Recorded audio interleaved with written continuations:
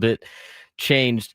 Our guy Callan at USD last night said, "Oh, I get to listen to you at 10 o'clock at night tonight." I said, "No. What are you talking about?" Well, I mean, technically, you can listen to the show whenever you want. Also true. On Spotify, you can watch replays on YouTube. But, the live show is always going to be at 10 in the morning. Yeah. Did you actually think we were going to be at from 10 o'clock at night to 2 in the morning? A little overnight? Who, me? No. Oh, I mean, people that thought that was going to be the case. I hope not. The only time I would do that is on a Friday night show if we did like a high school football scoreboard show. But I'd be signing up to just be dead by age 32, just by too much work. Anyway, Padres, obviously going to be the main topic of discussion today. As well as, we got NFL this weekend. We have college football this weekend that we're going to get into. We made our picks 2 days ago because we were off yesterday. We got high school football tonight throughout San Diego County. Aztecs play football tomorrow. We'll have Drake Hills on the show later today to talk about the MLS and everything else going on in local soccer in San Diego. But the main topic of discussion is going to be the Padres. And we're going to start like we usually do about relatively the status of the San Diego Padres and how you view everything right now if you're a Padres fan. There's really nothing. With 9 games left, you're the 5 seed. That's basically where you're at right now. You are the 5 seed. You got a 4-game lead on the Mets with 9 games to play. You still have the tiebreaker over the Mets despite losing 2 out of 3 this week in New York. So a 4-game lead with 9 to go, and you're down 3 games in the standings to the Dodgers with 9 to go, and you're down 5 games in the standings to the Cubs with 9 to go. That's it. You're the 5 seed. What is really disheartening about the Padres is the fact that they had probably their greatest opportunity to win the division for the first time in 19 years, and they squandered it away in the last 2 months of the season. I mean, the Dodgers are not playing good baseball. I don't know how many times I've had to say that the Dodgers are not playing good baseball. This is probably one of the worst Dodger teams we've seen in the last 10 years, despite the fact that going into the season, they were expected to be one of the best Dodger teams ever because of all the money they spent and winning the World Series the year before and Shohei Ohtani being the greatest baseball player to ever live. But despite all of that, with their injury concerns, how bad their bullpen is, the Dodgers are so vulnerable, yet the Padres, to quote Dennis Green, let them off the hook. They are who we thought they were, and we let them off the hook. And that's exactly what the Padres did. They let the Dodgers off the hook. So with 9 games left, here's the outcome. This is what you got to be striving for now. And what you're watching for is getting ready for October baseball, getting ready to beat the Cubs twice, because you're going to have to beat the Cubs twice in Chicago. That's it. There's really nothing else to be said. There's really nothing else to play for. You're locked into the 5 seed. There will be a time where the Padres officially clinch. It sounds like the earliest they can do that is potentially tomorrow, not tomorrow morning, just tomorrow. It will probably happen sometime next week. Padres' magic number to clinch a playoff spot is 4. Cubs are in, Brewers are in, Phillies are in. Dodgers' magic number to clinch a playoff spot is 1. So with a win tonight over the Giants, which is probably expected, the Dodgers will be in the playoffs. Padres' magic number again is 4. So they'd have to win tonight, hope the Reds lose. They'll knock it down to 2. And again, if they win on Saturday and the Reds lose again, it'll knock it down to, or them and the Diamondbacks really need to lose. It will knock it down to 0, and you'll be in the postseason. So again, this is the situation at hand. We talked about the crucial 42, right? The crucial 42. The Padres went 22-17. Not bad so far in the crucial 42. Still have 1 series left, at Milwaukee series. With 1 series left. That's not a bad performance out of the Padres. Now, the final 31, when you had 31 games left and you were tied with the Dodgers, the Padres have gone 9-13 and the Dodgers have gone 11-10. Again, another missed opportunity. But as we've talked about before, we'll continue to talk about when it comes to this Padres team, you are now thinking Chicago. To quote James Franklin on a Fat Man Friday. It's a Fat Man Friday, Frank. Get excited for Penn State football. To quote James Franklin, because this is what he does every single press conference of the week. He talks about his next opponent. That's who they're focused on. Well, right now, the only real opponent, well, it's actually got to work out even better. Chicago, Chicago, Chicago. Now, you can think about that as the White Sox, or you can start thinking about that as the Cubs. You're going to have to come back here in like a couple of weeks. The Padres will be playing the Cubs in the first round of the playoffs. That is like 90% certain. The good news is you're in the playoffs, which is great. I mean, they're not officially clinched yet, but despite everything that's been played out, I mean, the Padres with a couple of wins are going to be in there anyway. The magic number is 4, as I mentioned. They're 4 wins away from making the postseason. That's assuming the Diamondbacks and Reds don't lose. So, when looking at the Padres, that needs to be the main focus. And there's a couple of things. Now, I want to get into this at 11. Letters to AJ had a good piece about margin call part. He's had this margin call series where he has been talking about winning on the margins and the little things that the Padres have been doing. And he lays out how their at-bats have changed in the month of August and September, where they're actually getting a lot more slug than they were at the beginning part of the year. Way more slug. He talks about Merrill, Tatis, and Machado hitting way more home runs. In fact, the Padres, in the month of September, have the top 10 home run rate in Major League Baseball. Seattle's got the most, obviously. They got Cal Raleigh hitting a bunch of home runs. Followed by the Yankees. Well, there's Aaron Judge and Trent Grisham with the insane season that he is having. They lead the field. But the Padres, in terms of home run rate and home runs in the month of September, are top 10 in baseball. So things are changing for the better when it comes to overall slug for the Padres. I mean, this is the team that everybody's complained about has no slug. Well, they're starting to get slug at the right time. And look at the teams in the month of September that have had high slug and have had high home run numbers. Seattle, playoff team. Yankees, playoff team. Phillies, playoff team. A's have been up there. They also played a bandbox in Sacramento. That's neither here nor there. Mets, playoff team. Dodgers, playoff team. Giants, 2 games out of a playoff spot. Padres, Angels, Cubs, also a playoff team. The only other playoff teams that are not in that top 10 of home runs in the month of September are teams like Toronto, who's at 13. And I look through more. Milwaukee's 25th, Boston's 26th. But other than that, all the teams, or should I say the majority of the teams that are going to be playing in October, have a top 10 home run rate in September. They have top 10 in terms of home runs in the month of September. And the Padres are trending in the right direction. And there's something that Letters to AJ pointed out with the way that the game transpired on Sunday that I think is very important for October. And it starts with the lineup.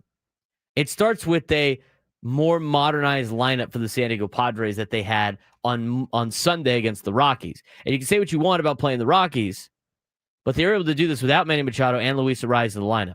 And so when you look at this article, and we're gonna break it down at 11. If you haven't looked at it yet, go read it. Letters to AJ.substack.com. It's his piece on margin call part 4. It's very fascinating, but it honestly, as bad as the Padres have played, the process in which that they are going about offensively is a change in the right direction, and is actually, to me, a real sign of excitement for the postseason. Now, however they decide to make the lineup, I think will remain to be seen. But there's a couple things that they pointed out in there that kind of, I don't know, pull the exact same card that we've been saying on the show for so long. Frank, what is our show slogan? Right, but too early. Right, but too early. There's some stuff in there that shows that we're right, but just too early. So as bad as this last couple of months have been, I like the process of them transitioning into a more slugging offense, because you're not going to just be able to just turn the slug machine on and drastically change everything. It's not possible in baseball. It's not possible. And a lot of the biggest problems that we have as fans is, again, one, viewing this team in a vacuum where we don't look at everybody else in baseball to see where everybody else stands, but also at the same time, over-evaluating individual games. It's fun to do on the radio, though. So, when we come back on the Braden Surprenant Show, we're going to overanalyze the last two games that we missed since our last show on Wednesday. Good game on Wednesday night.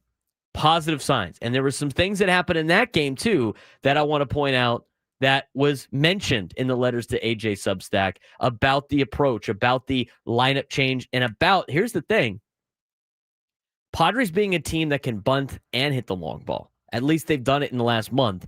And why there is a case for bunting in the way that the Padres have been doing it. We'll explain that when we come back, as well as talk about the last two games in New York. Braden Surprenant Show, off and running on a Friday. San Diego's number sports station 97 through the Fan.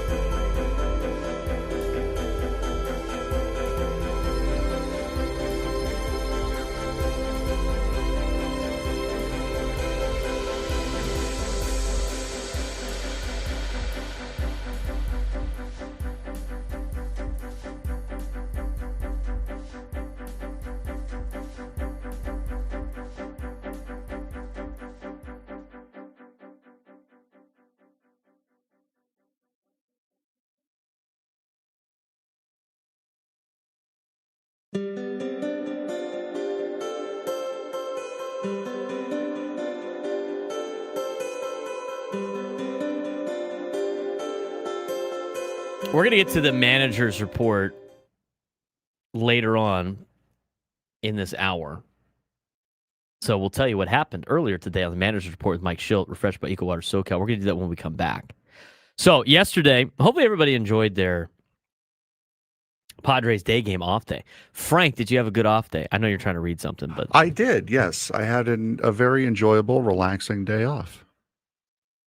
Did absolutely nothing. That's fantastic. That's how I wanted to keep it. I had the show done by like 1:30, so we were all good there. I went to jury duty, which is great. So much. It's so great. You did find a hack for jury duty, though. I found a hack, and I know it's a scam with the parking down there, but I didn't care because I didn't want to take the public trans. Should we not say the hack so this way it doesn't change, or do we enlighten everyone on what the hack is? I will. I'm just gonna say this: the later in the week you go, more likely you're probably gonna get sent home early. That's basically what I'm gonna say. I think a lot of people already knew that. I discovered that yesterday. So if you want to go back and think about for a second, like what days to potentially go on, days after holidays, probably a good day to rearrange your jury duty too.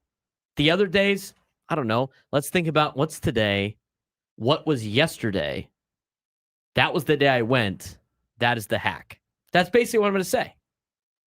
I think that's a fair way to say it, Frank. I think that's fair. Well, I mean, yeah. If you don't want to spell it out without spelling it out, pretty much. Yeah.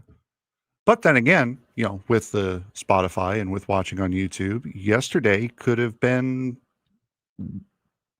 like Sunday for all we know, depending upon what day you're listening to this. You don't have to report for jury duty. It's not optional. They will send a bench warrant out, which means if you get pulled over, they have it. You will be arrested. So there's probably other legalities to that just to scare people. But it's probably shouldn't skip it. Like, you should probably at least try to tell them, like, you can't be there. Padres diehard, I'm guessing the next tip you're going to give us is that taxes are optional as well? Yeah, I heard taxes are optional. No, they're not. I can't even say this as like a joke because people are going to lose their mind. It's my civil duty. That's right. That's right, Manny. Do your civil duty. I've never been picked for a case ever. He said civil. I've never been picked for a case. I've never even made it through the process. I just sit in that building the whole time and I get work done. And they're like, well, make sure you know that you're helping out and everything like that. I'm like, I know I am. I don't need the reassurance. I don't need to be told that I'm helping the community by being here as a negotiation tactic. I get it. It's part of the deal. I picked a day where I had the day off so I could do it. Otherwise, I'm not taking a show off to do it. But I went down. You know how much I had to pay for parking down there? $20. $40. Jesus. And they only had the option you had to pay the entire day. $40. What a monopoly parking companies are. They were like, oh, you could use Spot Hero. I guess I could. I didn't really want to walk 10 miles to get to wherever the Spot Hero parking was. You know what? It would suck if you had I don't know if it's part of the little zone. You got jury duty on surge pricing day with the Padre game going on. Oh, you might as well take the trolley. I would have taken the trolley anyway. I had too many things to do that day. I had to take the trolley and then go here and then go there and then go there, and it just wasn't going to happen. So you know what I did? I made it a positive. Okay, I got a lot of work done. I got all my notes done for USD volleyball, who won last night over Yale. Congratulations! That was a home opener, brand new. So they got this brand new court now at USD. Oh, really? So they have the court for basketball, and now they have this like vinyl cover that is a volleyball court. Nice. It's industry standard. I forget what they call it.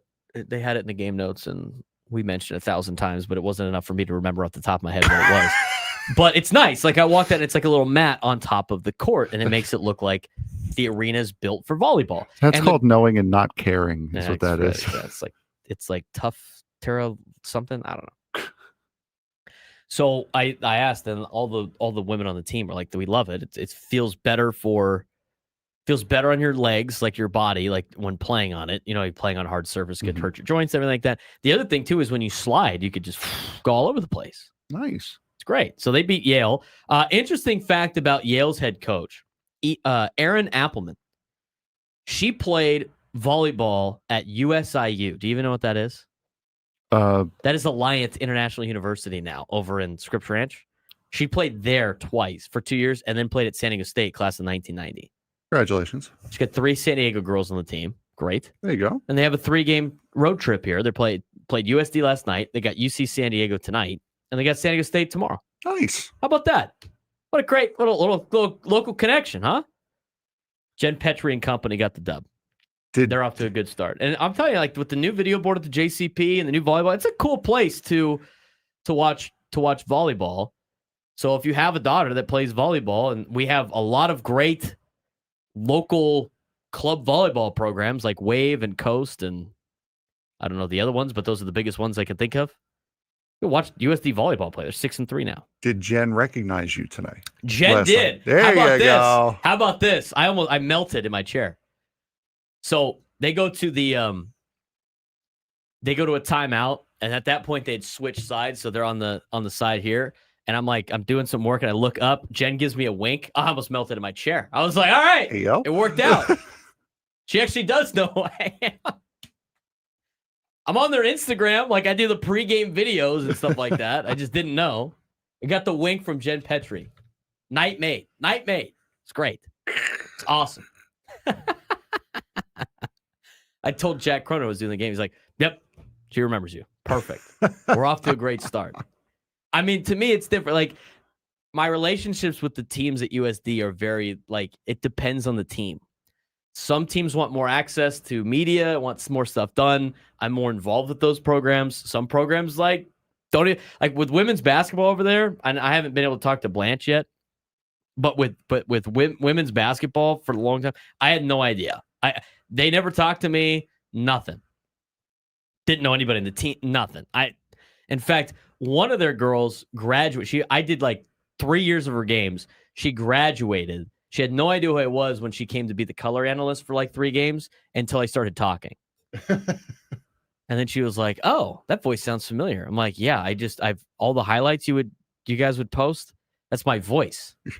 So anyway, that's me. I'm the guy. Yeah, that's me. Here's the face to the voice for the people that watch on YouTube. So the USD game last night was fun for volleyball. So what I did was I got all this work done. I even started doing some film breakdown for future opponents. Great for football. I was just proficient at jury duty. Brother was adulting while he was sitting doing nothing. Yeah. No, adulting would be like booking like mechanical going to DMV appointments, all the stuff that like adults have to do. I was still doing fun stuff. But I went down to I cashed in. I was thinking of Rod. I was like, I'm down here. Mona Lisa's for lunch. Attaboy. I mean, that was the play. Look at this guy. That was the play. Now, did I have to pay for parking again down there? Yeah, I did. I was just writing checks to the government and Ace. Really just Ace. I was just giving Ace my paycheck, essentially. And I know there are ways around it. I was being lazy. I don't care. Whatever. Take the $40. I don't want to do this. Wait, you parked in a lot for Mona Lisa's? It was booked, dude. Their lot was full. Oh, okay. Their lot was full, and I didn't have too much time, and there was a spot, like, they were down the street that was like $1, and I was like, all right, dude, I'll just park here for like 25 minutes, 30 minutes. So I drove down, I picked up Mona Lisa's on the way back. I had to come back here to print my boards for USD volleyball. I had to go to football practice. I had a lot of stuff. So I go to Mona Lisa's, walk in. You always got to ask, are we taking tickets today? Are we taking numbers today? Because some of the little Italian ladies, they just go up there and start ordering, and they just give them exactly what they want. They just skip the line. So I got the number, went through, and here's the deal. Those are called regulars. Yeah, understand. Just start speaking in Italian, I guess, and you'll be okay. Unfortunately, my great grandmother, who was fluent in Italian, did not pass it along to my grandmother because they wanted to assimilate to the United States. So I don't know Italian. There's a thing called Duolingo that you can go on. You know what? If I did Duolingo just to order at Mona Lisa's, I'm just saying. Back to Mona Lisa's. So I get there. I almost bought half the store. I decided not to. I was hungry, and there's a lot of things there that I like, a lot of delicacies that I like. But I ordered my sandwich. Now, here's the thing. Previously, they used to have it on their website that you could get your sandwich on focaccia or ciabatta bread. They had taken that off. So I didn't know if they still did that or not. I know that most of their employees are not Italian. I understand that. Okay. So I'd always thought about asking. And then some guy said roast beef on focaccia. And I was like, oh, I wonder if they have ciabatta. But do you think I would ask if they had ciabatta? No, I'm afraid of getting yelled at by the deli guy. I don't want a soup Nazi thing. I don't want one of those things, okay? I don't need to be an episode of Seinfeld or Curb Your Enthusiasm and get banned from Mona Lisa's, okay? It's too good of a place. I was too worried about that. I was sweating bullets. So I'm peeking in the back to see if they have ciabatta bread. I'm trying to see it. I see the focaccia, and I see the regular rolls. I do not see the ciabatta. So I'm having a little bit of a, all right, do I ask? Do I not ask? If I ask, am I willing to give this place up and never come back because I get banned for asking a stupid question? No, I was not willing to do that. I was waiting to hear. They had another guy, spicy chicken on focaccia. I'm like, no. Nobody's ordering ciabatta. I can't find it on the website. Obviously, they took it off the menu. It's like a secret menu item. There's no secret menu Mona Lisa's page. That is. I agree, Nick. So, you know what I did? I decided to go with the focaccia. I got the 18, which is the spicy whatever. Sopraset, capicola, pepperoni. I don't really need the pepperoni. Like, I'd rather have it be mortadella, but I'm not making special orders. I don't want to get banned. All right. That's a place that would ban me if I made special orders like that. So I said, don't start spreading misinformation about I'm respecting Mona the deli. Lisa's. I'm respecting the deli. I'm respecting the deli. Don't be complicated. Order what they got. I was already going to put on focaccia. If I go up there and start throwing different things on there and everything like that, I'm getting yelled at. I just, that's my insecurity there, which I don't want to do. So I ordered the 18, and I said, hey, man, I'll do fresh mozz. Got to get the fresh mozzarella on there. So I get the fresh mozzarella, and I said, can I get it on focaccia? He's like, I got you, brother. And then I was like, you know what? I'm going to just, favorite child of the family at this point. It's hard to do because my sister is always going to win that battle, but she's in Nashville, okay? So this is a great chance for me to strike. This is a great chance for me to strike. You know what I did? I got my parents. I didn't even ask. I didn't even ask. 2 number 8s, fresh mozz, please. On rolls. Yes, absolutely. I got you, bro. Nice. Nux. Wait for the orders. I picked up some chips, a soda, got my sandwiches, headed out. Texted. Did I text my parents individually? No. I had to throw that in the group text with my siblings. What a butt kisser. That's right. That is right. Butt kisser. And I said, you know what? Hey, I just went to Mona Lisa's. I got myself a sandwich. My sister immediately goes, I'm jealous, because that's like the one thing we do as soon as we get home from like any trip. You go to the airport, you go to Mona Lisa's. Okay? So she's jealous. I respond, you could always move back. That's obviously a point of contention in the family. Butt kisser with zero empathy, too. Mom and dad want sit back, not in Nashville. So bang. That's first haymaker number 1. My brother starts freaking out, and I go, and he doesn't say anything yet. And then I text, by the way, mom and dad, I got you guys a sandwich. I got you each a sandwich, and number 8, fresh mozzarella. Great. By the way, hooked y'all up. That's right. My brother, who does not, live in the house anymore, he immediately goes like, you didn't get me a sandwich? I'm like, you don't live at home. I don't know what the hell. I don't know what to tell you. You could go down and get your own sandwich. I just cha-ching all over it. I made it a day. I wanted to get a bunch of stuff from Mona Lisa's. You should have. I love the octopus salad. The octopus salad's great. Some dude in front of me ordered it like calamari. The guy's like, it's not we don't have calamari. And I'm like, this guy's getting banged right now. He's going to get kicked out. And he was like, no, that thing right there. He's like, that's octopus. He's like, is it spicy? He's like, I'm like, this guy's asking too many questions. Get him out of line. Get this guy out of line. Get him out of here. Is a fish taco shaped like a fish? By the way, calamari squid, that's octopus. There's a difference. The octopus salad's just top notch. Top notch. So anyway, I made it a day, okay? I had a day. And you know what's upsetting is Rod is not in the chat yet. This is stuff that Rod would eat up. You know what? And I didn't even I forgot Rod's gift card he gave us. So I just good job. I almost brought it on the way down to on the way down to jury duty. I almost brought it, but I decided not to. I gave it to my dad. Nice. You know what? Brown noser. There you go. Well, I knew What a kiss ass. I knew he would go down there before I did. That's why I gave it to him. And that was actually the case. He went down there before I did. Anybody mind if we have a day? Anybody mind if I have a day? It was great. So I came home. I ate the Mona Lisas. I had the Padre game on. That was frustrating to watch. Went to football practice. Did the walkthrough. Went down to USD. Which was the game. frustrating to watch. The walkthrough. I watched the freshman team. Shout out to Don's freshmen. They beat Helix 26-3 or something like that. Boys, good for them. Job. Good for the freshman squad. And USD won. It was a lot of wins yesterday. I took a fat L with the parking, but everything else was a lot of wins. Anyway. 833-288-0973, 833-288-0973. We're going to talk about yesterday's game and the day before Wednesday, and we will talk more. Oh, actually, we'll hear from Mike Shildt and what he said on Ben and Woods this morning as part of our manager's report, which is refreshed by EcoWater SoCal. We'll talk about that when we come back on the Braden Surprenant Show, San Diego Summer Sports Station, 97 through the Fan.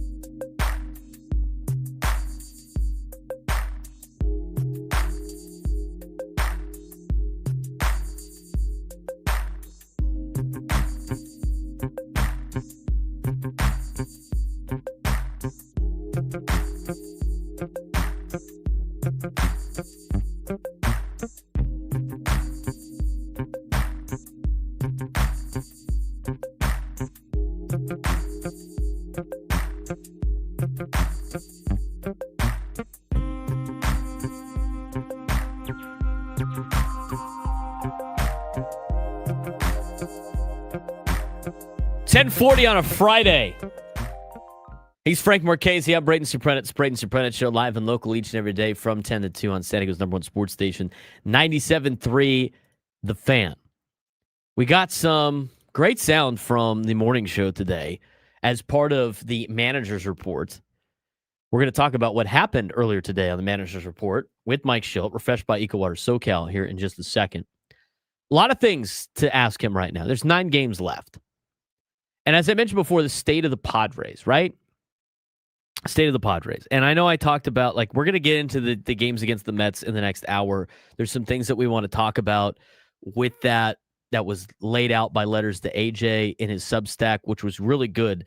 The most recent one was on, margin call part 4. He's been doing a lot of these margin calls because he talks about a lot and he Substacks about the Padres winning on the margins. And at least that's been the identity of this team for a long time now. With Mike Shildt is that marginal team, winning on the margins and doing some of the little things right, which I think is going to lead to success in the postseason. There's some things that are laid out properly in that we're going to get to. But here's everything you need to know about where the Padres are at right now. They, as I mentioned in the open, they are the 5 seed. That's it. Like, there's a chance. Another spot, there's a chance they could be the 6, slim, because they got a 4-game lead on the Mets. There's a chance that they could get the division, but they're 3 games behind. I mean, there's slight chances on these things, but with 9 games left, I'm telling you right now, they're the 5 seed. So just be locked in on the fact that you guys are playing Chicago. We are playing Chicago. The Padres are playing Chicago. To quote James Franklin, as I mentioned before, Chicago, Chicago, Chicago, Chicago. Now, I know they're playing the White Sox this weekend, which kind of actually makes this even better because now I can say it's like, well, you're not really looking ahead to Chicago because you got Chicago this weekend. But I digress. Cubs, Cubs, Cubs, Cubs. I mean, that's the focus from here on out. Your either last series of 2025 will be in Chicago against the Cubs, or it will be the first of many in the postseason. I mean, that's where you're at right now. It's all about the Cubs. You got to be thinking about, how is this team going to beat Chicago in Chicago for a playoff series? And I hate the fact that it's a wild card season, because I would have loved to have gone to this, but obviously in the middle of the week, and it's just not going to happen unless the shows go on the road to Chicago. Hey, Adam. Hey. We're willing to fly up there. Hey. It's also De La Salle week for me, so I don't know how that's going to work. Then I'd have to fly to San Francisco. So, instead of having show meetings on the air, I'll just have my own life meetings on the air so everybody in the city knows exactly what I'm doing. All right. Cubs. So that's really the focus. So I'm not going to focus on they asked them at the end of the interview the question about, whether or not he cares what the Dodgers do anymore. I don't really care about that. But let's talk about postseason things. Earlier today, here's what happened earlier today on the manager's report with Mike Shildt, refreshed by EcoWater SoCal. They asked him about his style in leading up to the postseason. His changes, his managerial style, does it change at all as they get closer to the postseason? Here's what Mike said.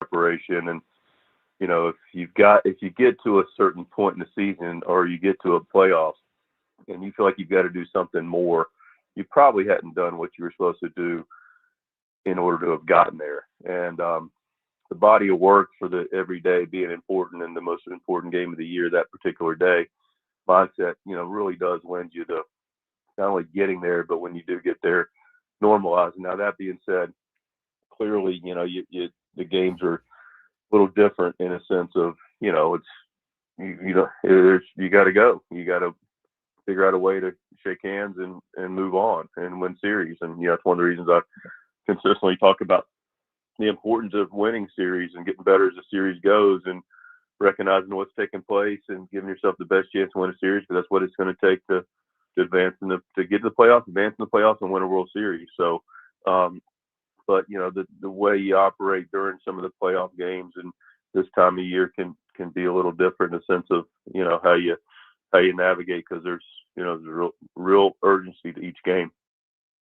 Mike Shildt earlier on the morning show today. I mean, I think there is a little bit of a stylistic change. I think yesterday, and he mentioned this, I mean, he managed yesterday's game like it was a playoff game, not like a game in May. But at the same time, like, they haven't let Randy Vasquez really go that deep into a game at all this year. We're going to talk more about that later on in the show. I think a lot of people were head scratching on the why did Randy Vasquez come out? Here's the deal. I didn't mind Mike Shildt's explanation.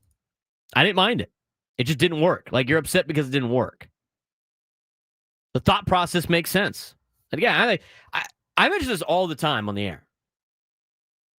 When Mike gets Mike Shildt gets super defensive about everything in his post game pressers. Like people are trying to get him sometimes, and maybe they are. I don't know. I don't really feel that all the time. But like yesterday, a lot of people are concerned about, like, why did they take Randy Vasquez out? I got the explanation. Hey, we're treating it like a playoff game, which in a playoff game, guess what you would have done? You would have taken out Randy Vasquez. A lefty's coming up. They believe in Wandy Peralta. The fan base believing in Wandy Peralta and the team believing in Wandy Peralta are two totally different things. If they believe in him and that's their guy, they like the lefty-lefty matchup. He worked through he talked about the whole process. You know what? It didn't work out. But I get it. Hey, I'm a fair guy. You explained to me the thought process and why you went about that particular move. I get it. All right, that makes sense to me. I can see that way. I might disagree with it, but I see it. So it's not. I don't think it's an unfair thing to be like, oh, okay. And there's obviously something with the Padres where they don't want to have Randy Vasquez go deeper into games. I mean, they have given him not a lot of opportunities to do that. And he is quick hook. But again, if you're going to manage yesterday's game like a playoff game, that's what they said. That's what Mike said. In a playoff game, if that game's on the line, are you leaving Randy Vasquez in? Because here's the deal. Here's the other thing. If they left Randy Vasquez in and he gives up a bomb, then everybody freaks out. Why didn't you go get Randy? I mean, you can't be. You know what that is? It's called being a windsock. So I get it. You could disagree with the decision at the time, but don't dislike it because it didn't work out. Because if Wandy Peralta went in there and shut down Brandon Nimmo, nobody would be freaking out about it. I understand his reasoning behind it. That's all I really ask for. Now, back to what he said on the morning show. You got 9 games left. Now, here's the deal. I mentioned it before. You're the 5 seed, okay? You're not getting the division, and you're not dropping down to 6, and you're going to be in the playoffs.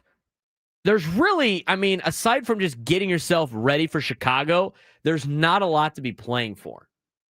You are playing to get ready for Chicago. So with that, do you go about getting guys some rest?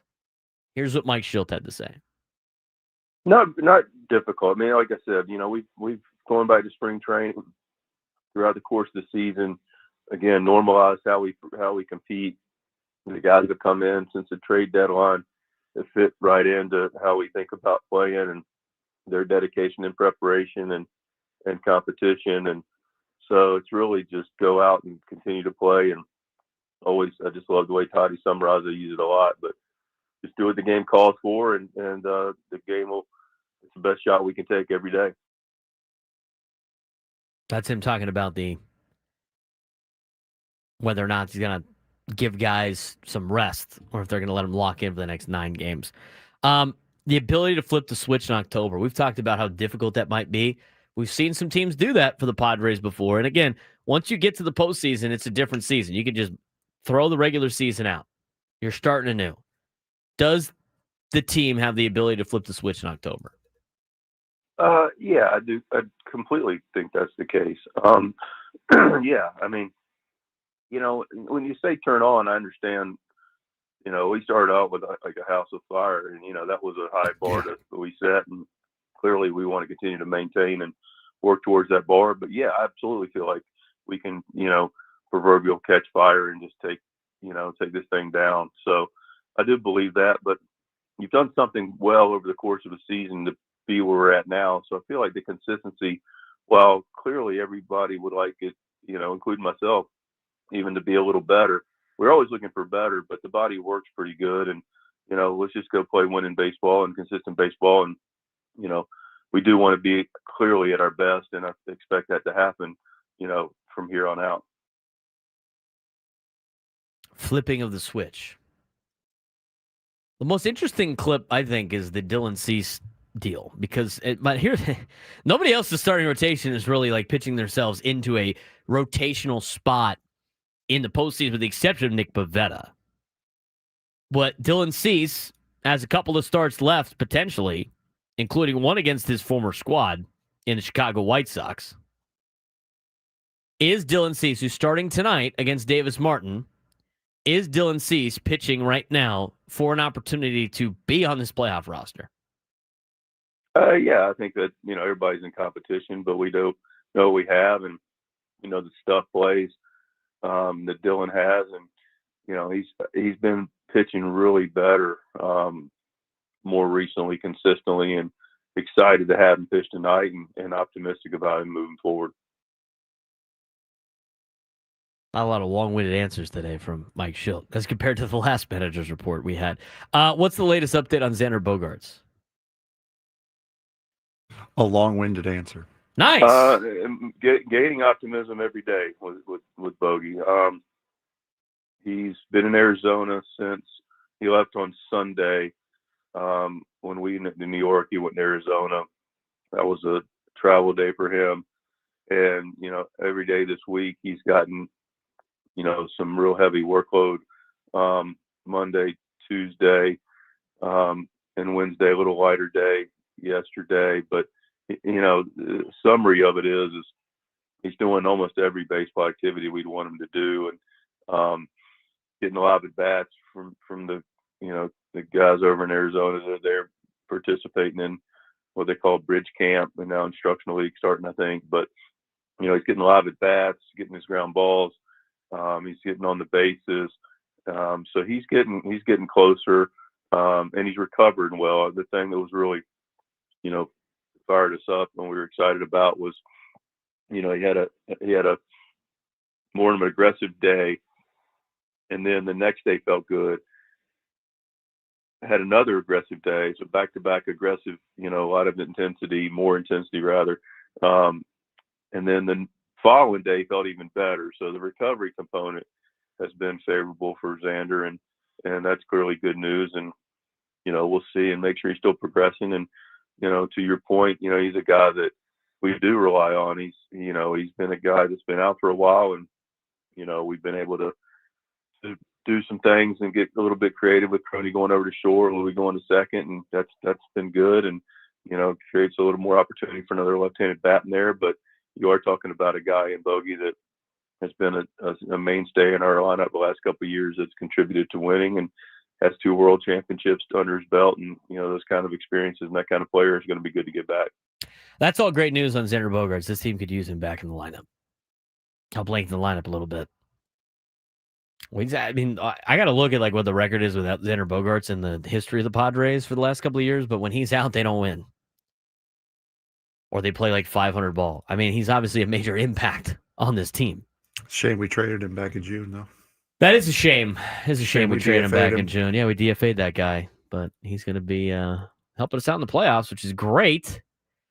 It'll be good to have him back in the lineup. So that was a lot of the clips from Mike Shildt. If you want to go back and listen to that interview, you can. It's podcasted already. There's some things on what he's seeing differently in Jackson Merrill lately. He's on Jake Cronenworth stepping up lately, talking about Ryan O'Hearn's current slump, whether or not he cares what the Dodgers do anymore. How did Michael King recover after Monday? I mean, those are all things that you could go back and listen to if you want. I think we played the more important ones. But again, like, here's the deal with the Mike Shildt stuff with yesterday with Randy Vasquez. I could disagree with what he did. But at the same time is like, can he justify the answer? And to me, I thought he justified his answer and gave us a reason why he decided to go the way that he did. I don't think you can criticize guys like I don't think you can criticize those decisions like that. I really don't. Because here's the deal. He's testing his product on the field every day. What do you got? Nobody else is doing it. That's the only difference. His is getting tested. We're going to talk more about this week's games when we come back.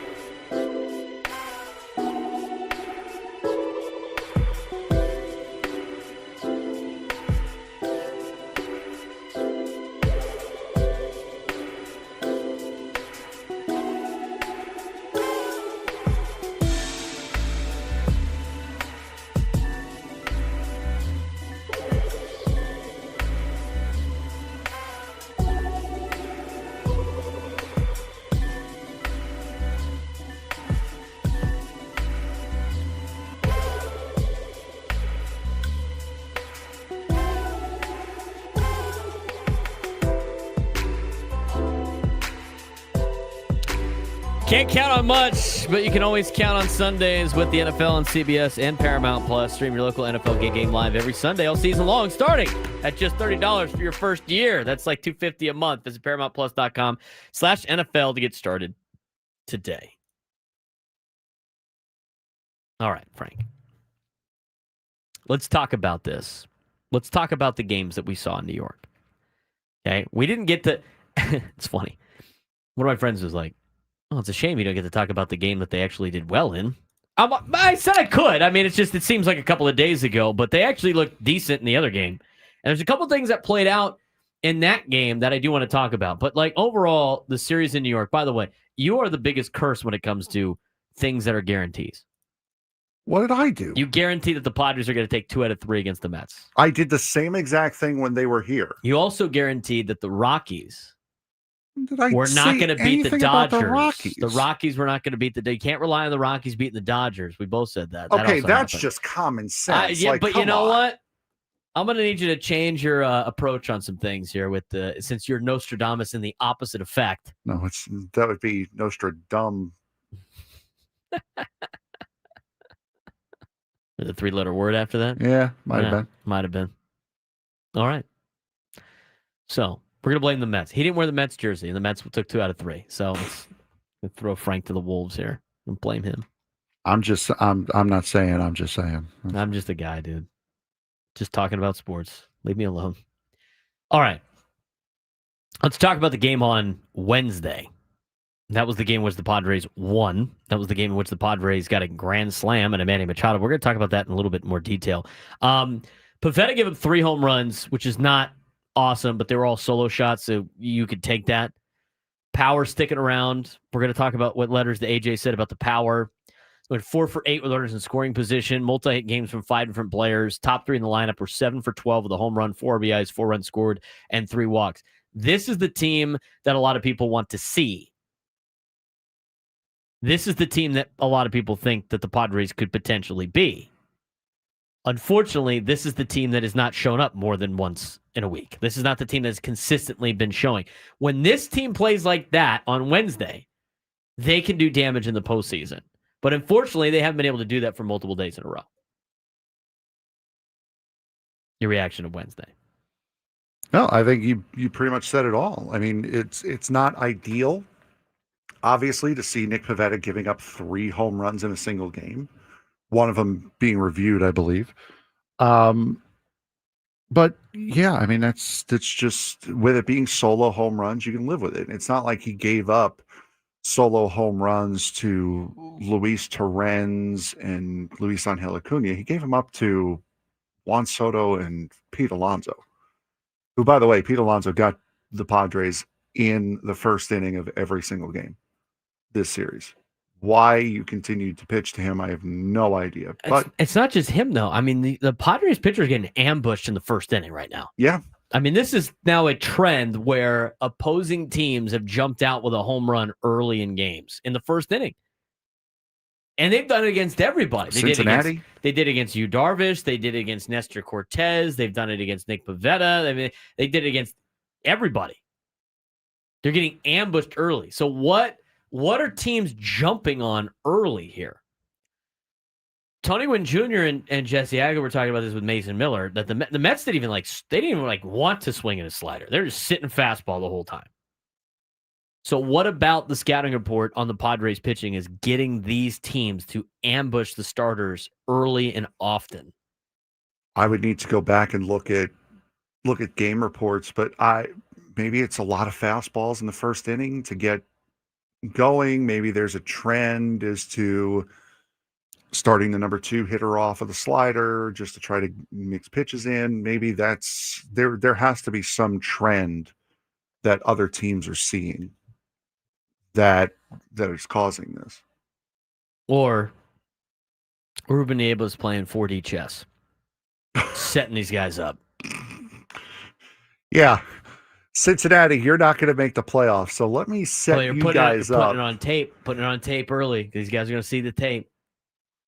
It's like Greg Maddux throwing some pitches that he knows he's going to get ambushed on, and then he's going to get him with a counter. Maybe that's the case. Hey, you know what? Wouldn't put it past guys like Ruben Nieva to play little games like that. Well, If you're going to give up bombs, you might as well do it in the regular season when you already know you're in the playoffs, huh? Yeah, and also nothing quite like, fighting for a playoff spot, fighting for a division, and putting yourself behind in the first inning, too.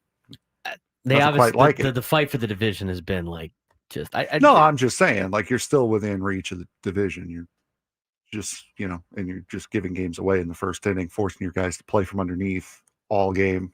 That's 4D chess there. We're going to dive deeper into this, the way the lineup has looked the last couple of days. I mean, the slugging and everything like that, then the letters to AJ Substack, we're going to dive deeper into that later on. But I do want to mention, since we're talking about Wednesday's game, he uses it as an example. I want to take us through the top of the fifth inning. Go for it. Against the Mets on Wednesday. And that was the grand slam inning, correct? That is the grand slam inning. It's 2-2, top of the fifth inning. Peterson's still in the game, and Jake Cronenworth leads off. Okay, tied 2-2 in the top of the fifth. Jake Cronenworth led off with a hit by a pitch. He gets on base.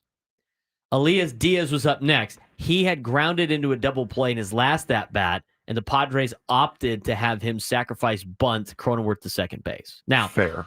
When talking about this, and we've talked about this a decent amount, in letters to AJ, he's talked about the difference between sacrifice bunts and bunting for a hit, and using bunting to increase your what is called your run expectancy matrix, which is something that he really is super adamant about. And you could if you're super into those numbers, I'm going to bore you talking about on the air. In fact, most of my friends were bored with it when they read the article, but I want to say this. I don't want to talk over. It gets to a different level. And when you start throwing numbers out there, it can confuse people. But just know this. If you're very interested in that, go to his Substack. He explains it. But essentially, when you do a sacrifice bunt, you are eliminating your opportunity for a big inning to just get one run instead of maximizing how many runs you can score in an inning. So he's against sacrifice bunts, but he doesn't mind bunts for hits. And when we take a deeper dive into this, the Padres have used that very well. They're still in the top in bunting in Major League Baseball, but there is some use for the way that the Padres bunt. And they're increasing their slug. The month of September has been great for slug. Even though on the scoreboard it didn't look like it, their numbers look more like average or above average Major League Baseball offenses with their home runs and their slug. In the month of September, they're a top 10 home run hitting team. I know that's crazy for people to understand, but that's the fact of the matter. So they opt to have Diaz to drop down a sacrifice bunt. Now, here's where it makes sense. Even though it's considered one of the least efficient plays in baseball, and it's always fair to question whether or not it's a good idea, it is also virtually assured, as mentioned in this article, that the lineup turned over to Fernando after they did this and puts Fernando at the plate with a runner in scoring position and less than 2 outs. So that's obviously a good chance that he'd be in a good spot. So now let's talk about this, Frank. I'm going to ask you this question. Jake Cronenworth's on second. Diaz drops down the bunt. It moves Jake to second base. And now the top of the order is up with Fernando and a base open at first and Arias on deck. What, as a Met, are you pitching to Fernando? Are you going after him or are you pitching around him? No, I'm pitching around him. I'm pitching around him. Because you got a guy on deck in Luis Arias that has hit into 11 double plays this season. A guy that swings at almost everything. And again, this is the protection thing. As much as everybody likes to bitch, moan, and complain that Fernando's not putting the ball over the fence, this is where you have that situation. I know Arias is on deck. And I know Arias is not very fast. And I know Arias is going to put the ball in play. And I know Arias, at the very best, is going to hit a single. With 2 guys on base and force plays at every single base, that to me, defensively and as a pitcher, means I'm going to get this guy to ground out into a double play, right? Now, on the contrary, we do believe that Arias is better with multiple guys on base instead. But from that perspective, you are not going after Fernando. He's not protected. It's not like you got a guy with slug or a guy with power or a guy that's scary following Fernando, where you would have to make a decision. In this particular instance, you're okay with pitching around to Fernando. What do the Mets do? They pitch around to Fernando. Yeah, he saw 2 strikes that entire at bat. Every other pitch wasn't even close. And that called strike was not a strike. It was not close. if you look at they only threw him one off-speed pitch in the zone, and then they had 2 other strikes, and they weren't close, and they walked. They worked around him, and Tatis walked to put runners on first and second. Again, this is where new Tatis is great. He's getting on base. He's improved his on base percentage. He's improved on his, he's striking out less. Okay, so his home run numbers are affected, but he is doing a great job as a leadoff guy, even though he's not hitting 1,000 home runs. All right, whatever. So Tatis walked to put runners on first and second for a rise. And again, as mentioned, he's grounded into 11 double plays this season. Arise is this player, like he's one of those players, like he does a lot of things that players don't do, right? For better, maybe for worse. I mean, he is a very unique baseball player in this day and age of Major League Baseball.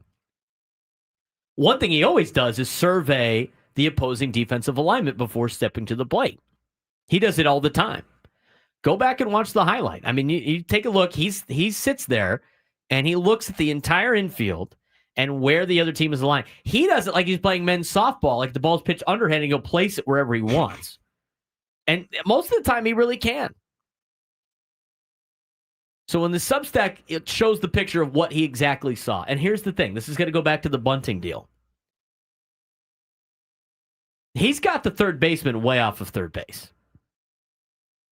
All season, when Luis Arraez has laid down bunts, the third baseman has been nearly even with the bag, which is a sacrifice spot, right? He's not going to make anything happen on that. But when you look at the graphic, when you look at the picture of what it was, and maybe I can share it for you real quick. If I can remember how to share screen on here. Oh, and I got it here. You got the picture? Yeah.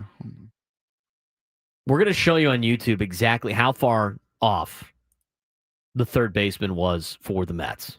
And Vientos is not the greatest defensive player as far as a defensive fielder is concerned. Okay, so this is what Arraez saw. Vientos is way off the bag, and he's got the hole here. There's one out and runners on first and second.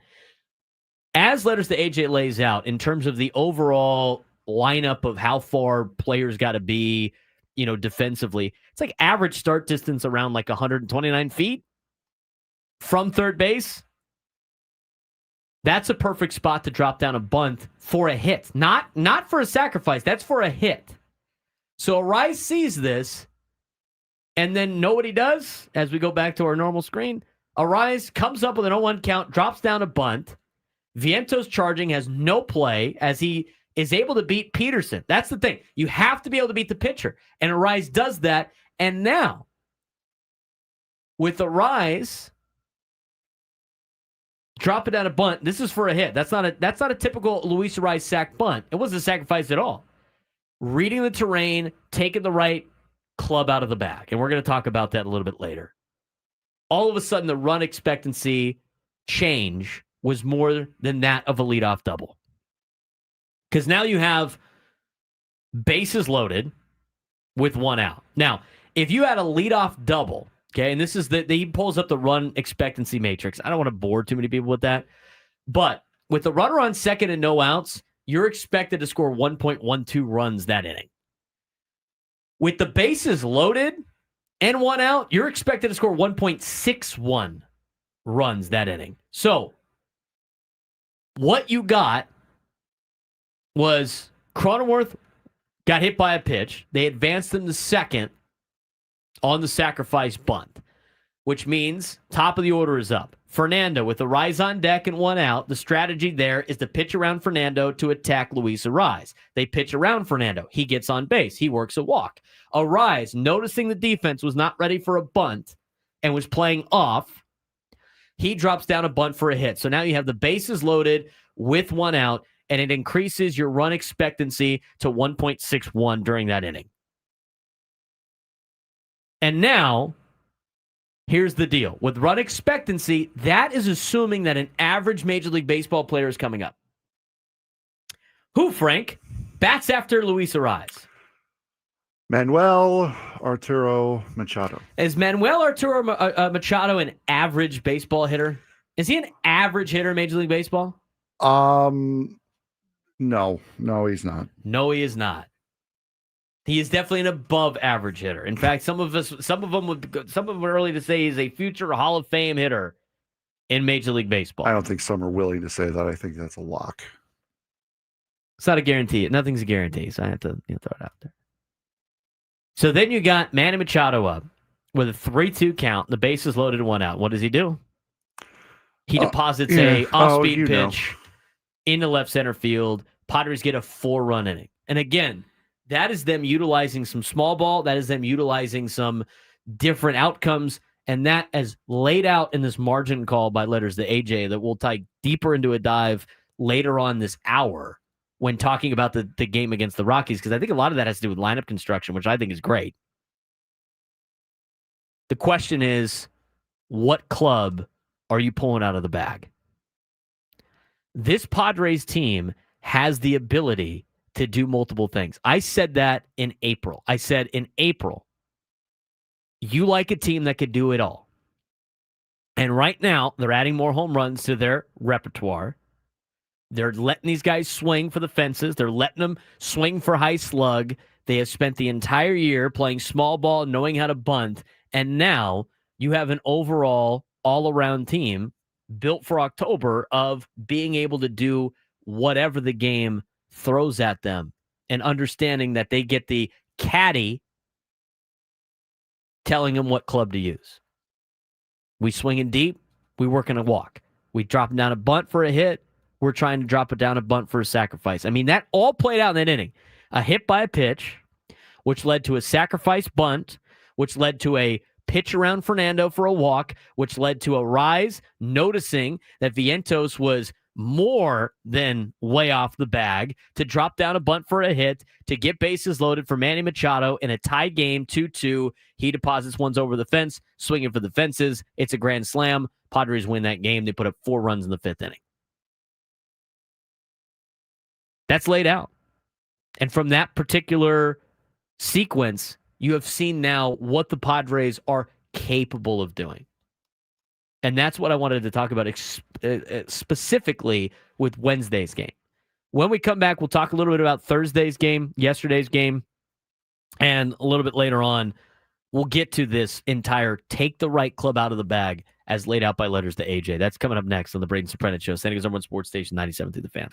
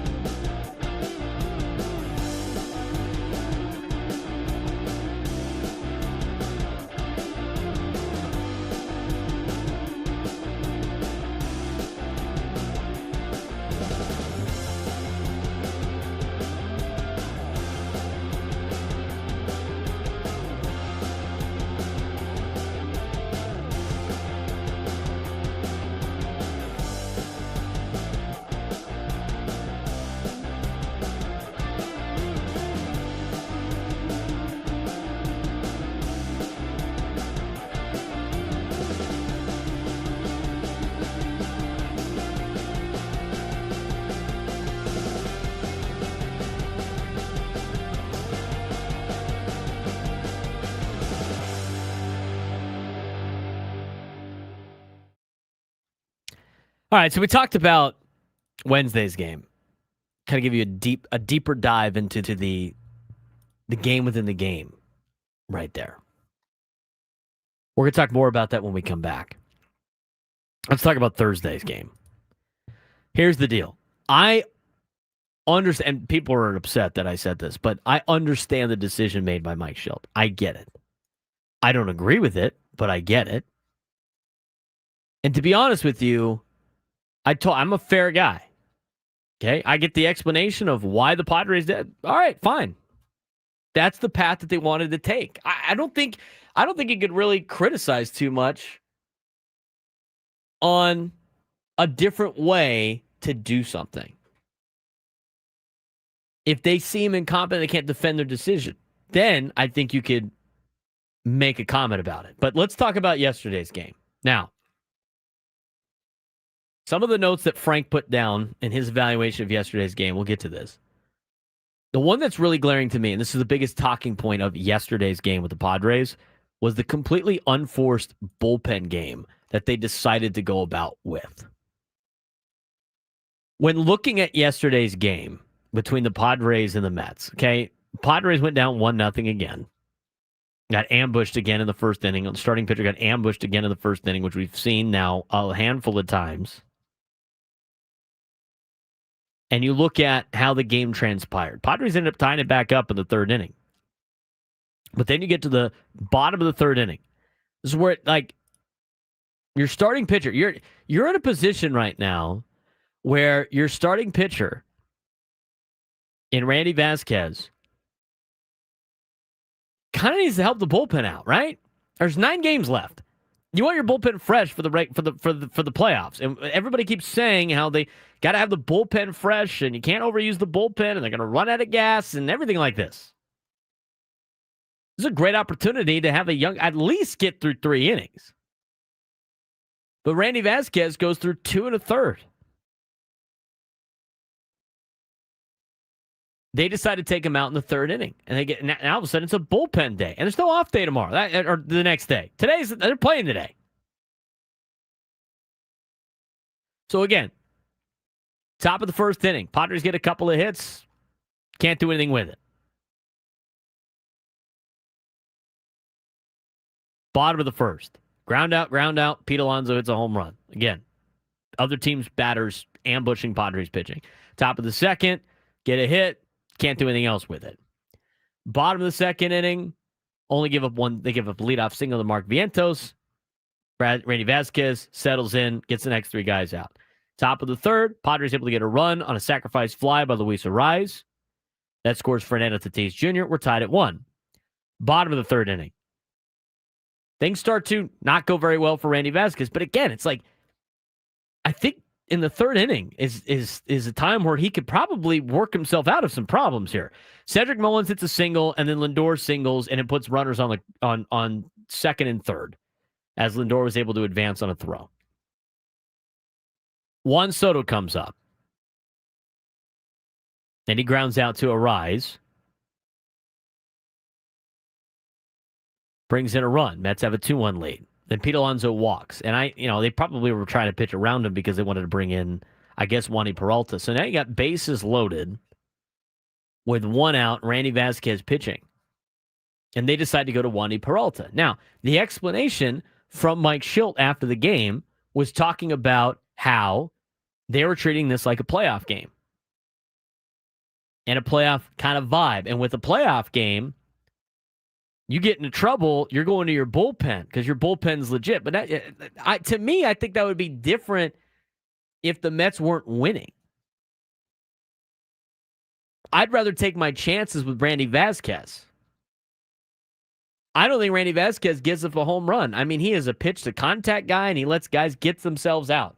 I know it's a righty-lefty matchup if you leave Vasquez in, but it's not like they were bringing in Adrian Morejon as a lefty to face Brandon Nimmo. It was Wandy Peralta.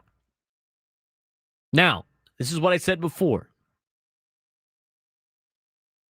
Just because the Padres fan base doesn't trust Wandy Peralta doesn't mean the Padres don't trust Wandy Peralta. The Padres believe in Wandy Peralta. His stats, again, have not been as bad as what people want to make them out to be. Would I have taken Randy Vasquez out? No, probably not. Not that early in the game. If it was the 4th or 5th inning, maybe. Probably the 4th. The 4th inning, maybe. Like, if you're playing playoff mode, let's just think about this from a playoff perspective. They would have taken him out in the 4th inning. But in the bottom of the 3rd inning with an out and the bases loaded, I mean, I'd take my chances. I mean, even if there's another ground ball or a fly ball, you give him a sac fly. Now you're down 3-1. Okay, fine. There's 2 outs. Let him work out of it. I would have rather taken that option. Now, the other option was to go to Wandy Peralta. Now, that's a different way to do it. That's a different way to do it. I can't argue against that. There's multiple ways to do this. Even though I don't disagree, that's another path. Like it's a logical path. Look, we're treating it like a playoff game. In this particular instance, we like the lefty-lefty matchup. We like Peralta versus Nimmo. That's what they're saying, okay? So I get it. We think we can get Peralta. We think Peralta could get Nimmo out, and we could get out of this thing only 2-1. That was the roll of the dice that they had. It's an aggressive play. Everybody at the beginning of the season, Frank, said they liked the aggressiveness. Now, all of a sudden, they don't like the aggression because it didn't work out. I'm just telling you, like, this is the deal. Sometimes it works and sometimes it doesn't. I disagree with their move, but I understand it. And the difference is Mike Shildt is getting his stuff tested every single day. My stuff's not getting tested. His stuff's getting tested. His ideas, the team's ideas, they're getting tested. Everybody else, myself included, we got nothing on the line. Our livelihoods aren't on the line watching this. Where I live, my money, for like my paycheck for my family, none of that are on these decisions like it is for Mike Shildt. Okay? So that's the difference. He's getting his stuff tested in real time. Nobody else is.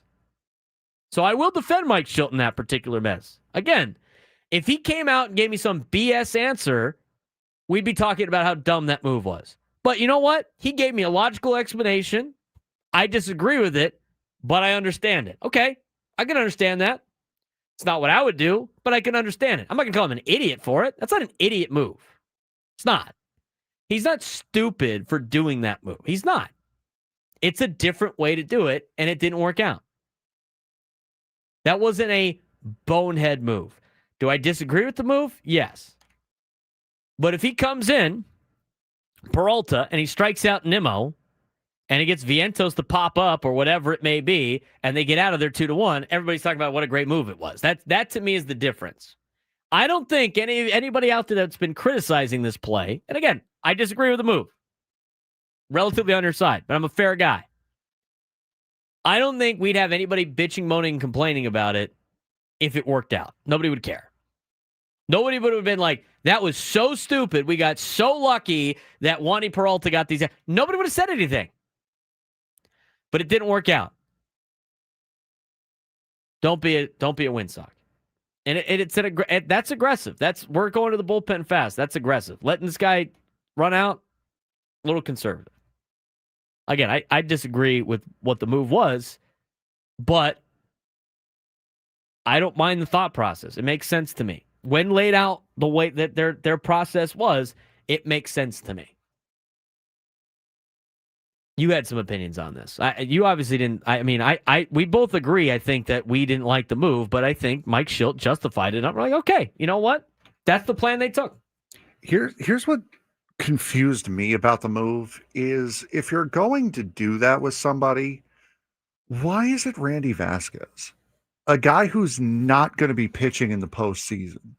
If you're going to do that, if you want to get a guy out of trouble, if you want to get a guy some extra rest to get him out early, why wouldn't you do it with Pivetta, who you know is going to be pitching in the postseason? Why wouldn't you do that with King, who you know is going to be pitching in the postseason? That was my biggest thing about it, was why Vasquez? You can pitch him until his arm falls off at this point because you don't care. You're not saving him for anything. He's got one more start this year. That's all he's giving you. Yeah, So, I don't think he's going to start either. I agree. If you're putting yourself in the position where you're going to self-impose a bullpen game, why is it with Randy Vasquez? He should have no limit right now. He should have no ceiling. He should be throwing more pitches than he has thrown all season long right now because you're not using him again. He's done in a week. That's what made no sense to me. What also doesn't make any sense to me is they have never let Randy Vasquez go anything. I mean, they just don't let him pitch. Exactly. Yeah. And it's head scratching. Look at his reaction when go back and watch when they decided to take Vasquez out, his reaction to Mike Shildt walking out there. He had one walk. So you can't say he's walking guys. You can't guys. even say he was walking guys. He had one. He had one walk, and I think the start before that, he had none. Right. So he's not walking guys anymore. It doesn't make sense. I get the whole understanding on bringing a lefty in. Now, here's again, people are not understanding what I'm saying. He struck out Nimmo. Padres fans think Wandy Peralta sucks. Wandy Peralta, who's 6-1 with a 3.33 ERA for a bullpen arm, does not suck to Major League Baseball teams. Okay, the Padres obviously don't think he sucks. Otherwise, they wouldn't have gone to him. So even though emotionally Padres fans think this guy sucks, the Padres don't think that. They think they can rely on him. Okay, so regardless of whether or not you believe it or not, they're going to believe in their guys. And here's the other thing, too. I have not had to mention this too many times this year, but I have to say it. If he's in the bullpen, he's going to be used. They're not going to just sit there and never use this guy except for trash time. Especially with how much money he's getting paid. He's getting paid $4 million this year. Right. And here's the thing. Every time you put Wandy in, you know you're giving up runs. That's not true. Statistically, it's not true. Yeah, he's not always giving up runs. We talked about that the first half. Remember the first half that he had? Everybody thought he had one bad outing in New York, and he went through and was basically lights out for the remainder of the season. Mm-hmm. But people want to forget about that because they just don't like Wandy Peralta. He's not one of your high leverage arms. I will agree with that. Now, if you're going in playoff mode and you needed to get that guy out and you're going to go this early, it should have been Adrian Morejon if you want to really throw that out there. But I get it. They believe in Wandy Peralta. I'm not saying I do. They do. They also believe in other players doing. They believe in Luis Arraez batting second. I don't believe that either. I believe in Jackson Merrill batting second. In fact, so does Letters to AJ. He brought up a very important note about the two-hole hitter that we will discuss when we come back on the Braden Surprenant Show.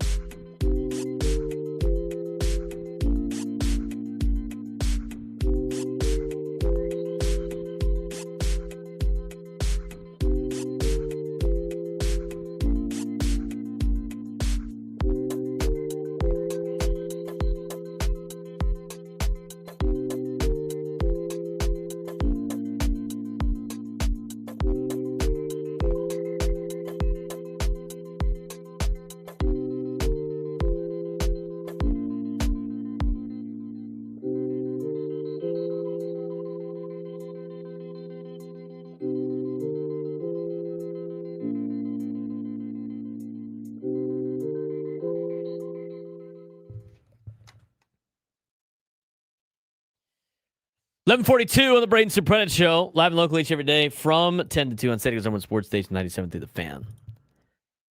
Well, I guess we got to get to that in the noon hour. Probably have to. It's all right. Got to talk about San Diego State looking to rebound against Cal. That's a tough opponent to try to rebound against, especially when you lost to Washington State, who got their ass kicked by North Texas. However, if you are a betting man, there is a statistic about this series as a whole that you might find interesting. We'll talk about that in the 12 o'clock hour. We got a lot to get to now, and we're going to get to the sports thread here in a little bit because it's probably almost time for the sports thread. But I kind of teased it already, and so I'll tease this before we talk about it in fine detail at noon. Again, it's on the Letters to AJ Substack. It's very interesting. And he lays out, and we talked about the inning that was in which the Padres utilized bunts and different strategies to optimize as many runs as possible for run expectancy in the fifth inning against the Mets the other night.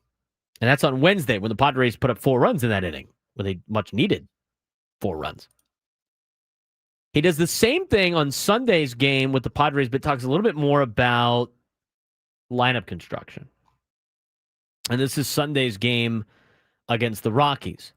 Talks about Fernando batting lead up. So Sunday's game against the Rockies, we all remember the lineup, right? Fernando, Jackson, Ramon Laureano, Sheets, O'Hearn, Cronenworth, Iglesias, Fermin, McCoy was the starting lineup. But again, there's no Bogarts in that lineup. There's no Machado in that lineup.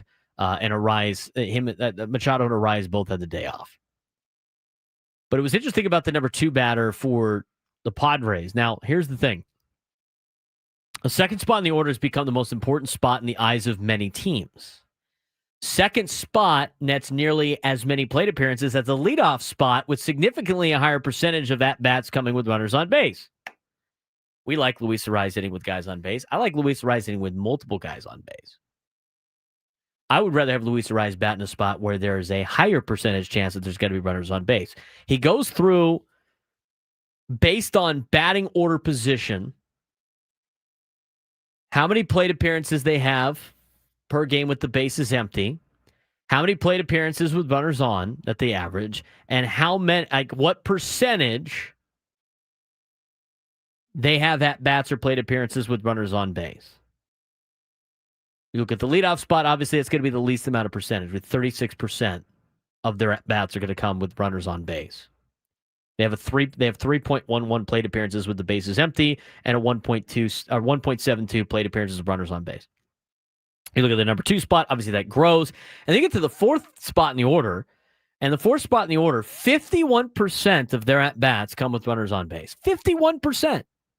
What have we said about Luis Arraez, Frank? What do we like about Luis Arraez? We like when he bats with what?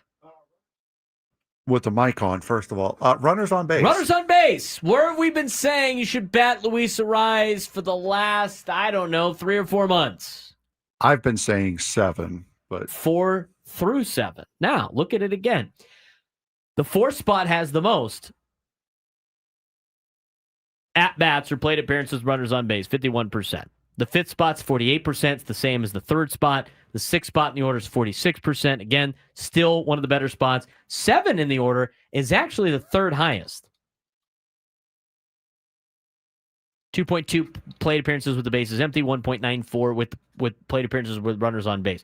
The 4 spots that have the most are 3, 4, and 5. So I think around there would be great for a guy like Luis Arraez. For Jackson Merrill, here's the thing. The 2nd spot is also the least likely spot in the order to lead off an inning. Aha.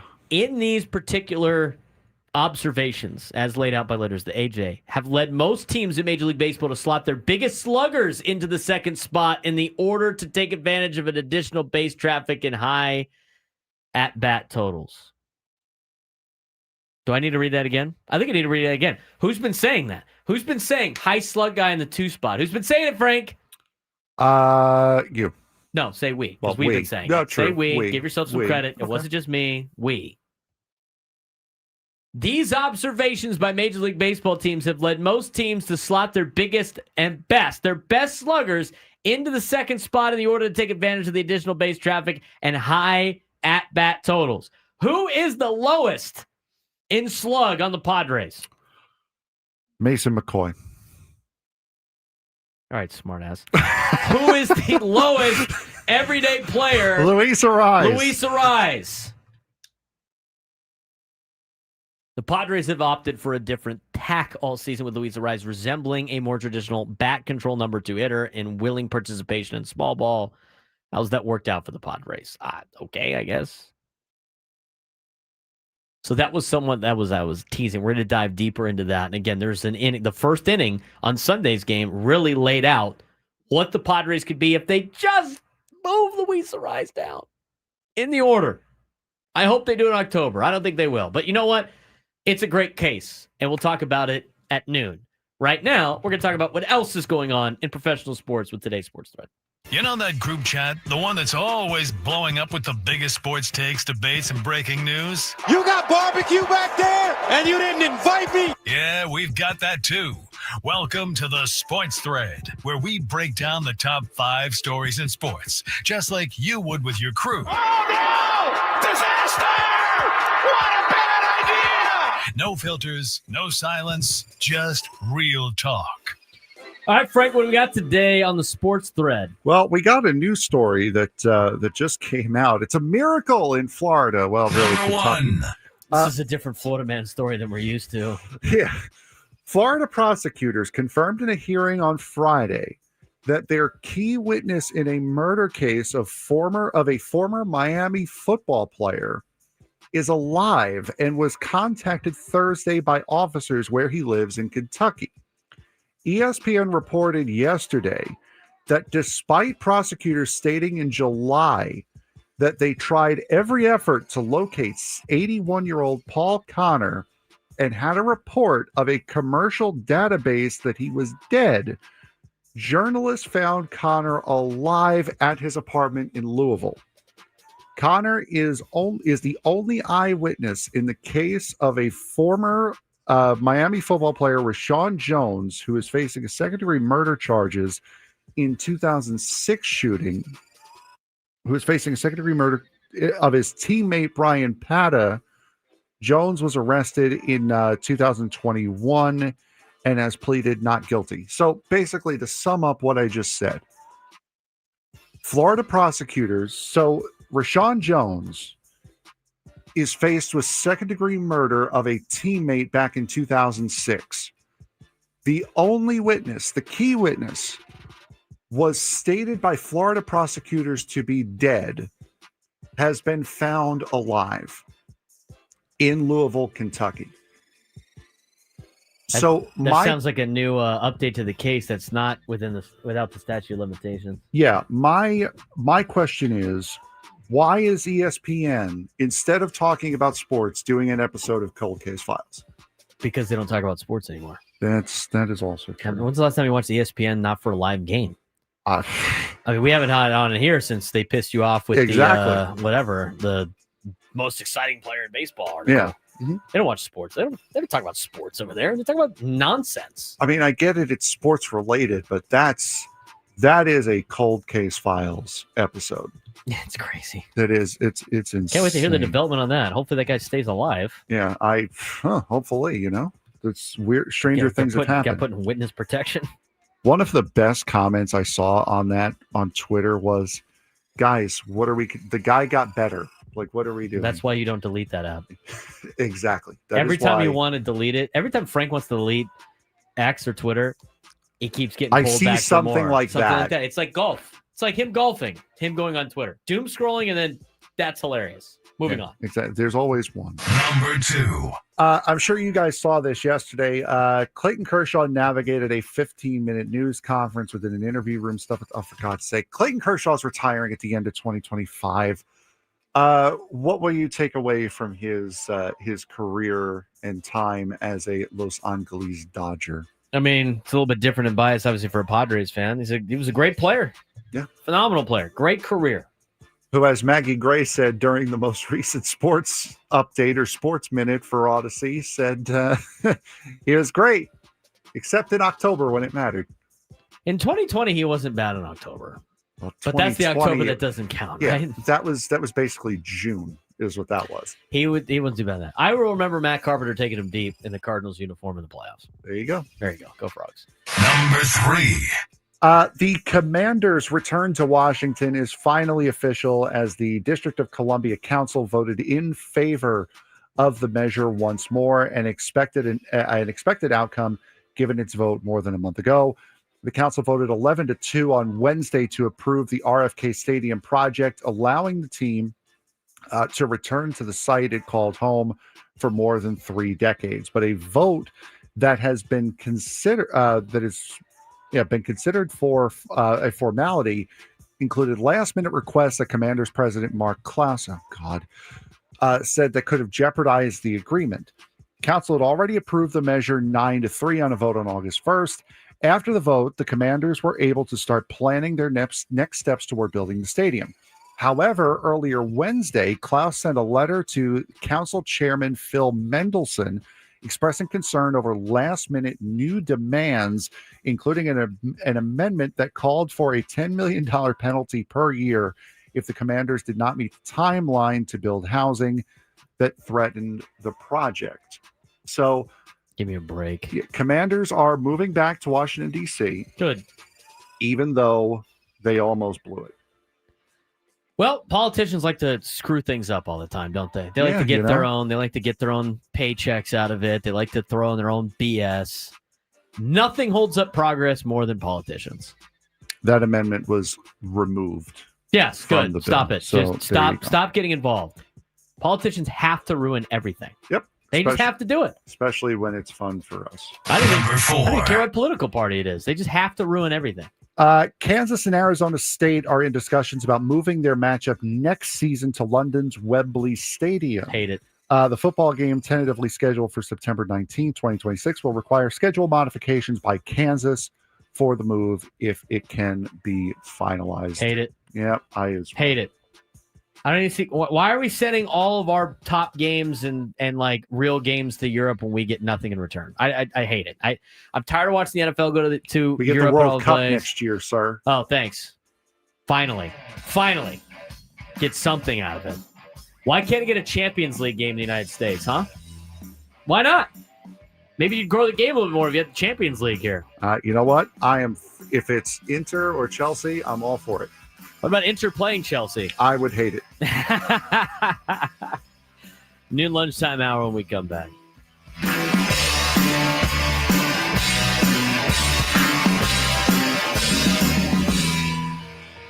Patrick Mahomes and the high-flying Chiefs invade the Big Apple on Sunday Night Football when they take on Malik Neighbors and the G-Men. Our coverage begins Sunday at 4:30. The NFL plays here on 97.3 The Fan.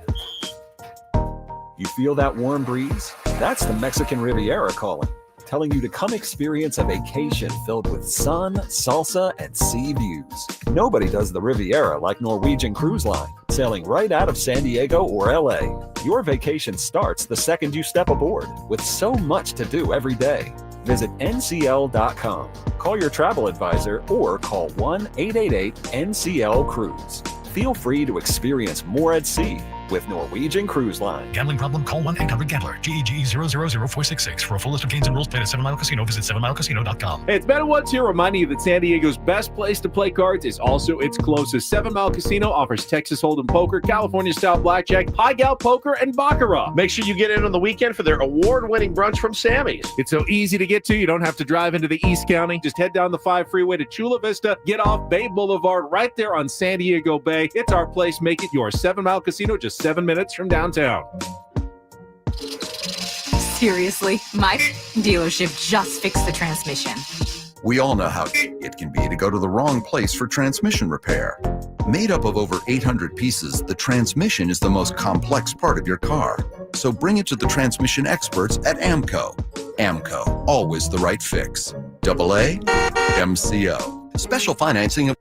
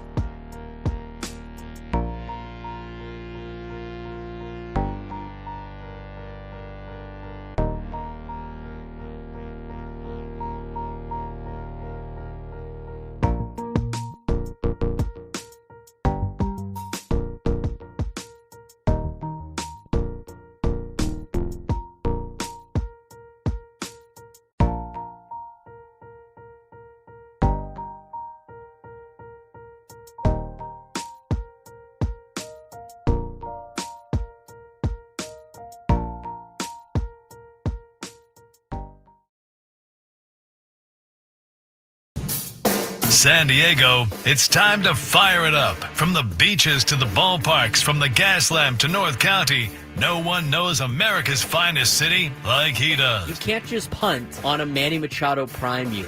He's a fourth-generation San Diegan, born and raised in the heart of this community.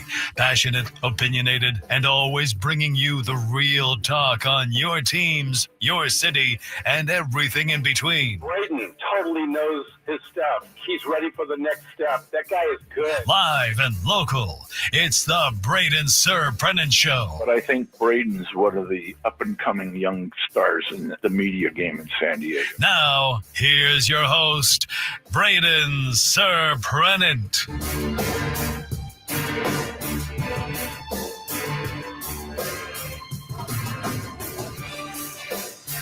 New Let's Time Hour on 97.3 The Fan, presented by the Craft Taco. Both flavors in Sorrento Valley and Balboa Park's Natural History Museum. Open late on Fridays for Nat at Night. Got Nat at Night tonight.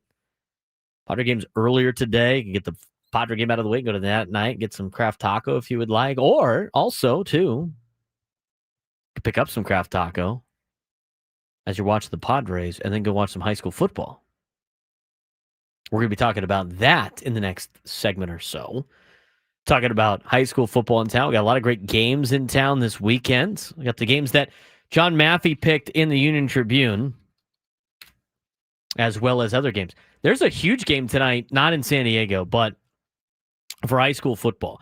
So modern day Santa Ana, who's usually one of the best teams in the country, they lost that. Corona Centennial beat them up. Corona Centennial is pretty good. But modern day with the loss has now dropped to 8 in the country, and they are playing in Vegas this weekend against the number 2 team in the country in Bishop Gorman. That's going to be funny. That game got sold out. That game's already sold out. You can actually watch it live on maxpreps.com, which is kind of cool. So that's a big game coming up.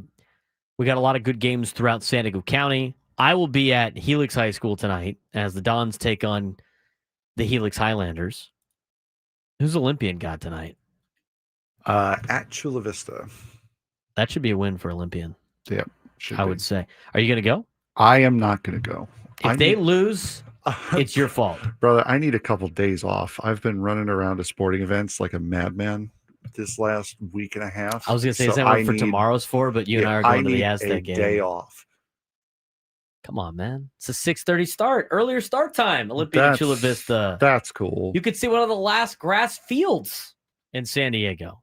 Brother, I'm good. You didn't see that Super Bowl commercial they filmed at Chula Vista High School? I'm trying to sell it for you here. I've seen grass before, man. Have you? I have. Have you touched grass? I have. Maybe you should go touch some grass. You know what? I will. As actually right now. Olympians at Chula Vista at 6:30.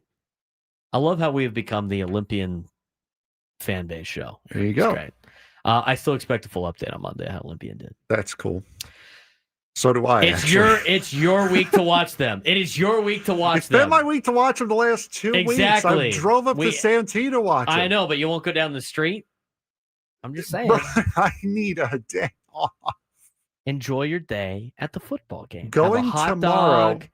Going to Snapdragon soda. Going to Snapdragon tomorrow. I will have been at Snapdragon more times in the last 7-day period than most employees at Snapdragon Stadium. Sounds like you're making excuses. Brother, guy's not locked in. Doesn't want it bad enough. Doesn't want it bad enough. Hey, you could do that tomorrow morning. The game doesn't start till 7:30. What time are you going to Snapdragon tomorrow? I don't know. What time are you going tomorrow? I haven't decided yet. There it is. See? So you're do we even have parking passes? Like, I got mine yesterday. Oh, I gotta go look. I don't know if I got one. I got texted one yesterday. Oh, I did not get texted. I did not get texted one, so I don't have parking. Do I have a credential? Who knows? That one you should have gotten emailed to you. Okay. Uh-oh. We've summoned him. We have summoned him. We've summoned Uncle Martin. What game is Martin going to be at tonight? 833-288-0973. 833-288-0973. Martin in Santee. What's going on? Happy Friday, gentlemen. Just thought I'd chime in. And first, let me tell you how much of a pleasure it was to meet Frank in person. and appreciate the effort making it out to Santee last weekend to watch your Olympians just dominate and destroy Santana. I wasn't going to So, and say also dominate and congratulations destroy, to- but you know. Yeah, final score was, but yeah, I think it was closer than that. So, but also just really wanted to comment this week on the depth and knowledge and diversity that each of you bring to sports, from international soccer to local soccer to MSL to stock car to football to high school. It's refreshing. Your sports show always does it. And just the depth of knowledge that each of you bring on a variety of topics: college football, pro level, baseball, of course. I know that's number one, but it's always a pleasure. And that's why I kind of don't call, or I tried to get in late, and I'm thinking, damn, I just enjoyed the show and it's over, and I'm just going to call and say something. So I'm glad I caught you guys today. I'll be at the San Diego State game tomorrow. Maybe I'll run into you. I've never been to Snapdragon, so it's going to be a first. I'll be sporting the red and black and hoping for the best.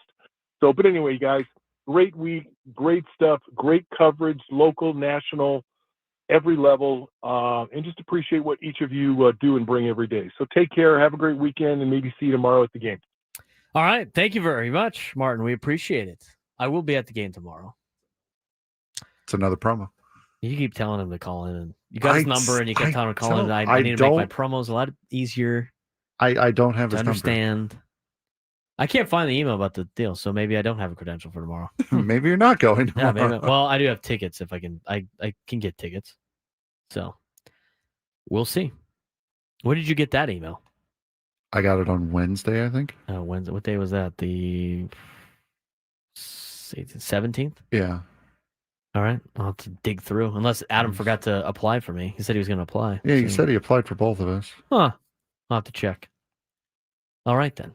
Hold on.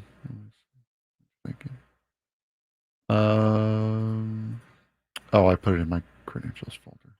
I got guys, a credentials folder. You get so many credentials. Folder. No, it's not that. It's I have a mental problem. I need to sort everything out. No, I got it on Tuesday. Tuesday was when I got it. Oh, all right. Maybe I have to go back. And I got the I got the parking pass yesterday. I did not get the parking pass.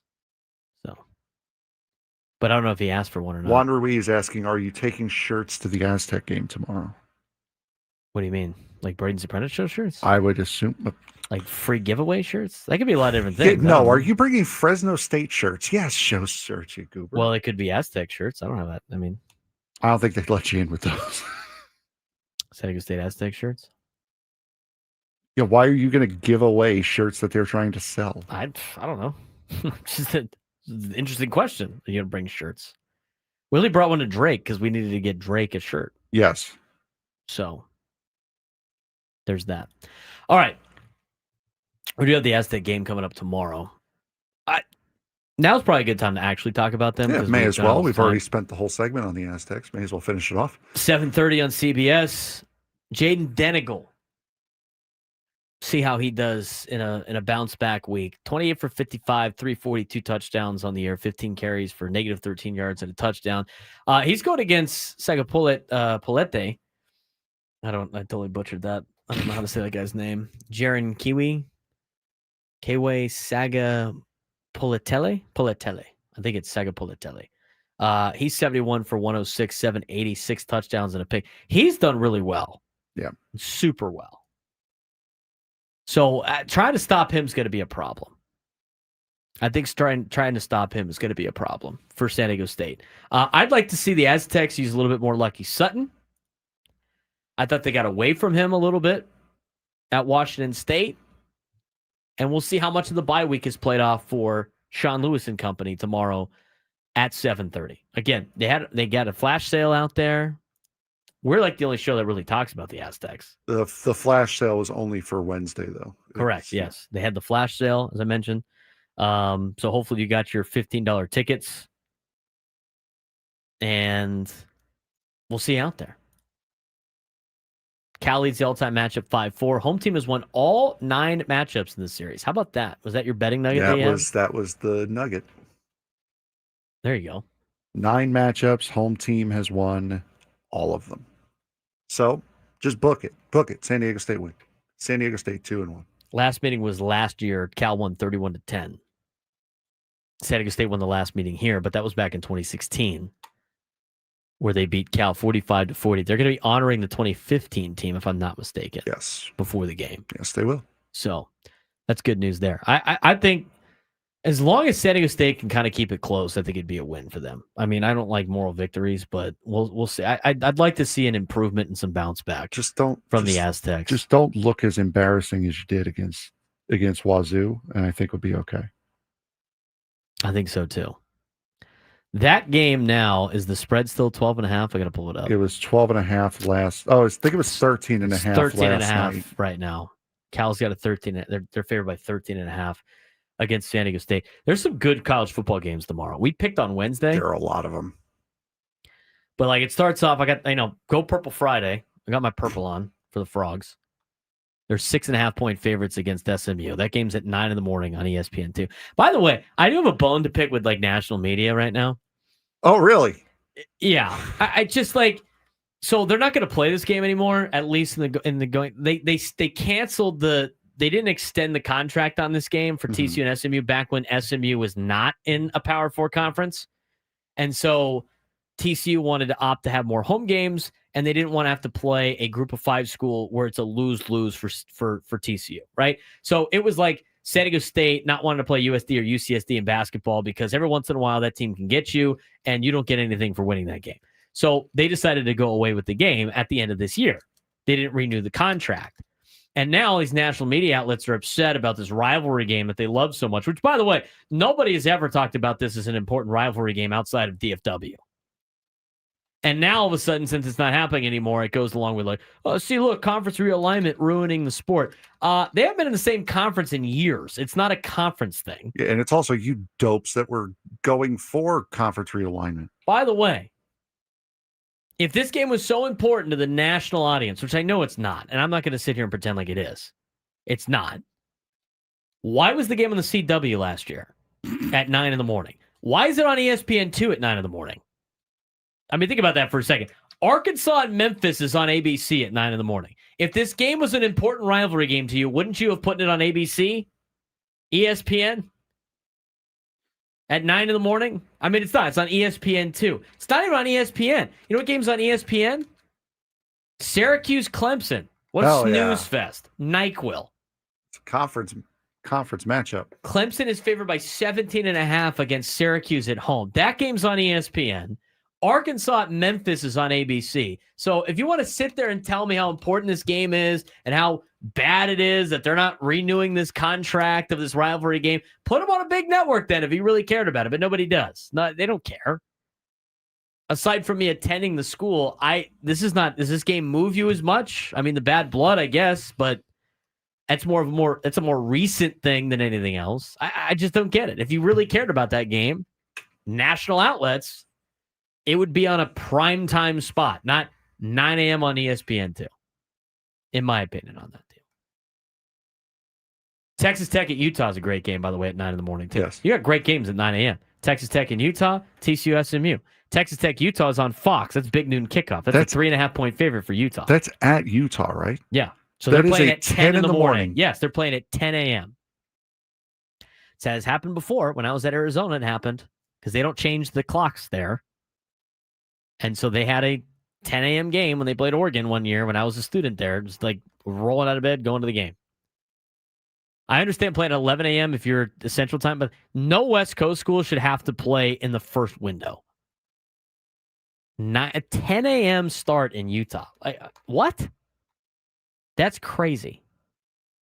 I want them to do a big noon kickoff. At noon? Just to highlight how stupid the conference realignment is. I want a big noon kickoff between just Ohio USC. State and Oregon in Oregon. So the game starts at 9 in the morning. Just to show how stupid the conference realignment I can't was. wait for them to make USC or UCLA play at 9 a.m. Did they make them do that last year? I Did don't USC think have so. to play? I don't think so. I don't think they've done that yet. I'd love to see SC have to play at 9 in the morning.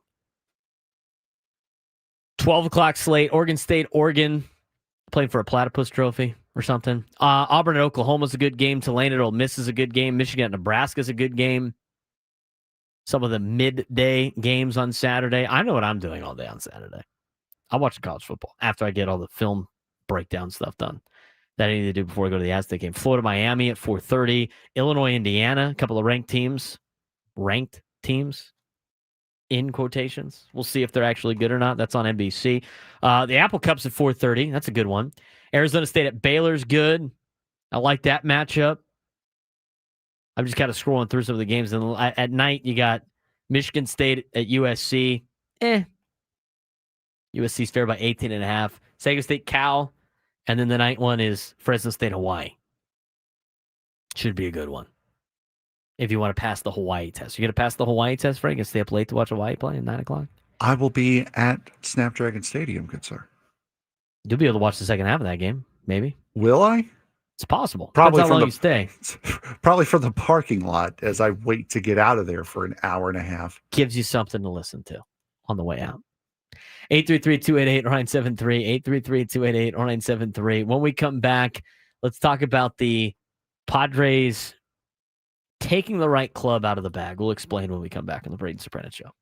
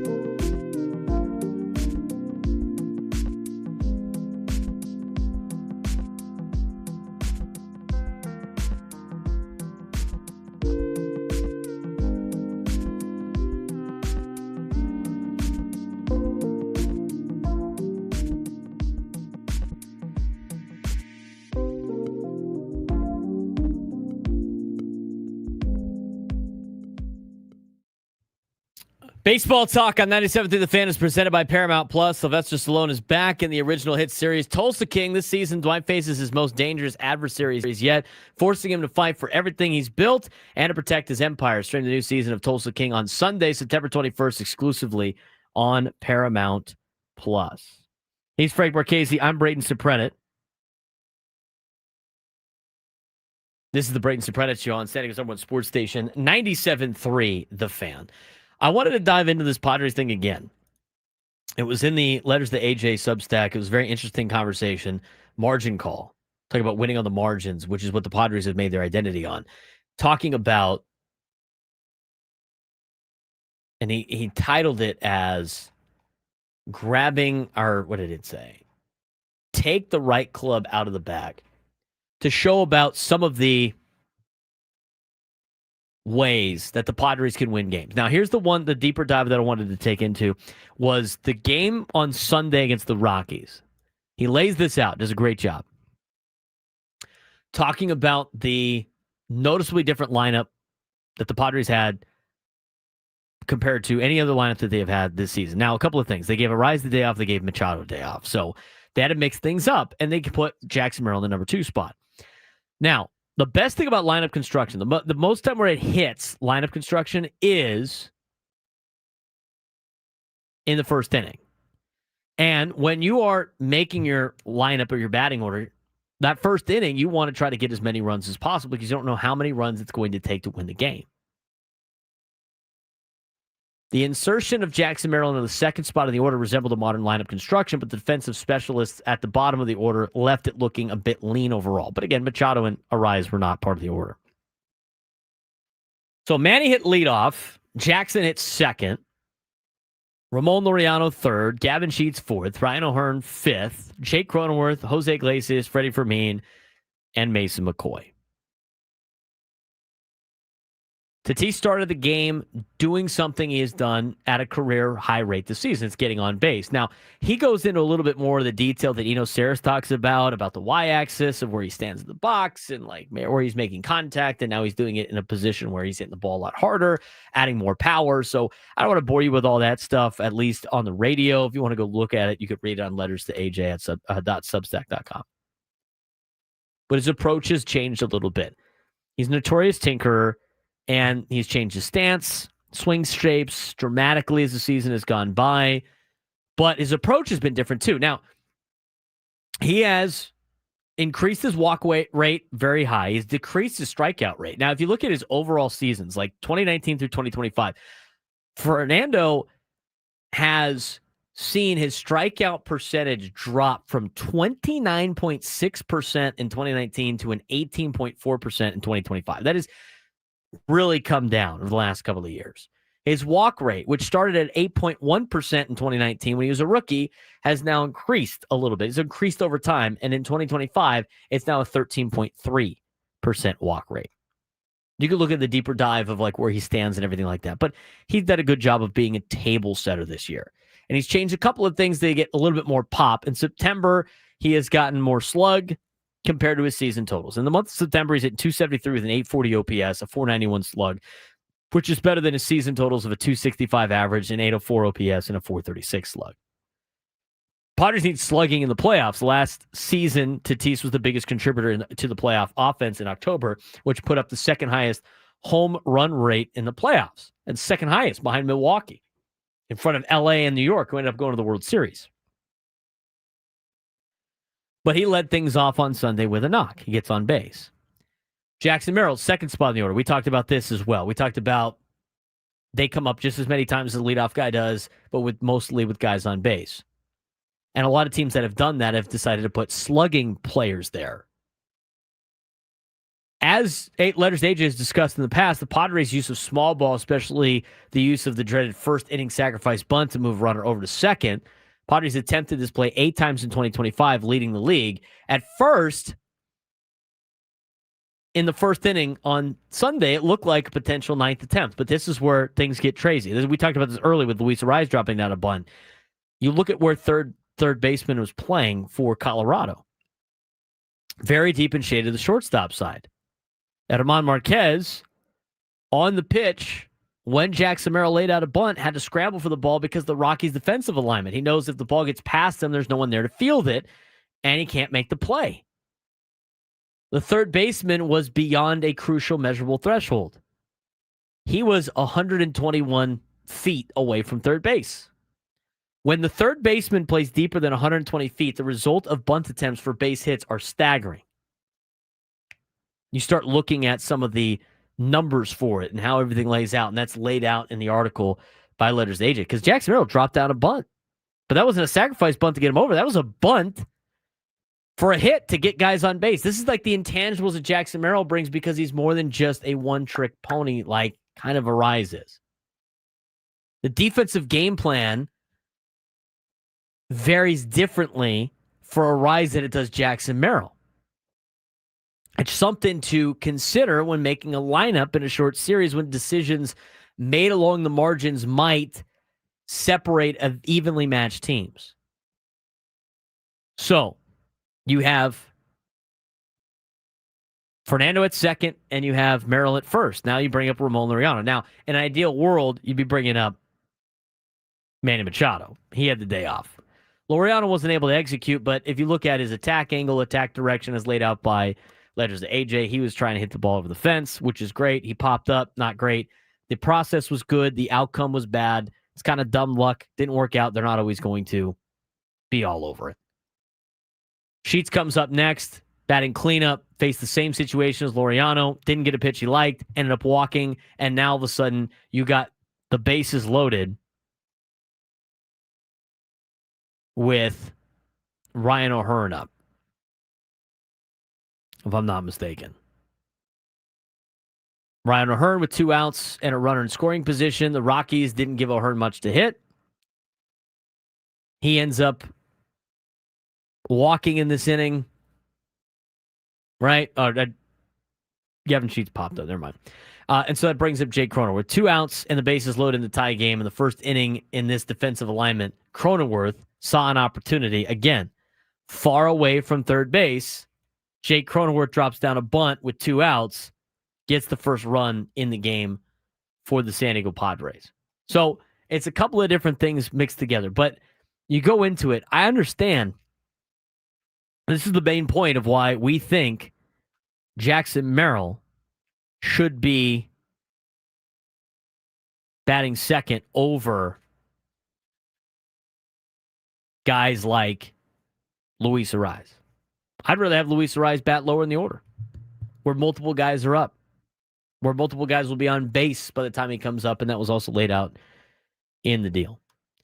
When we come back, we're going to talk a little high school football. We're going to continue the Padres conversation throughout the 1 o'clock hour. We kind of looked at San Diego State, but in the 1 o'clock hour, week 3 of the NFL. And we are going to check to see if we have tickets to give away for Aztec football. We don't. We were supposed to give them away yesterday, but we didn't have a show, was what the email said. So I'm curious if it's on there for yesterday. We're going to investigate that and keep you posted. We do need a contestant for the Midday Sports Standoff as well. 833-288-0973, 833-288-0973. We will discuss more about that and give you a little preview of the high school football schedule tonight when we come back on the Braden Surprenant Show.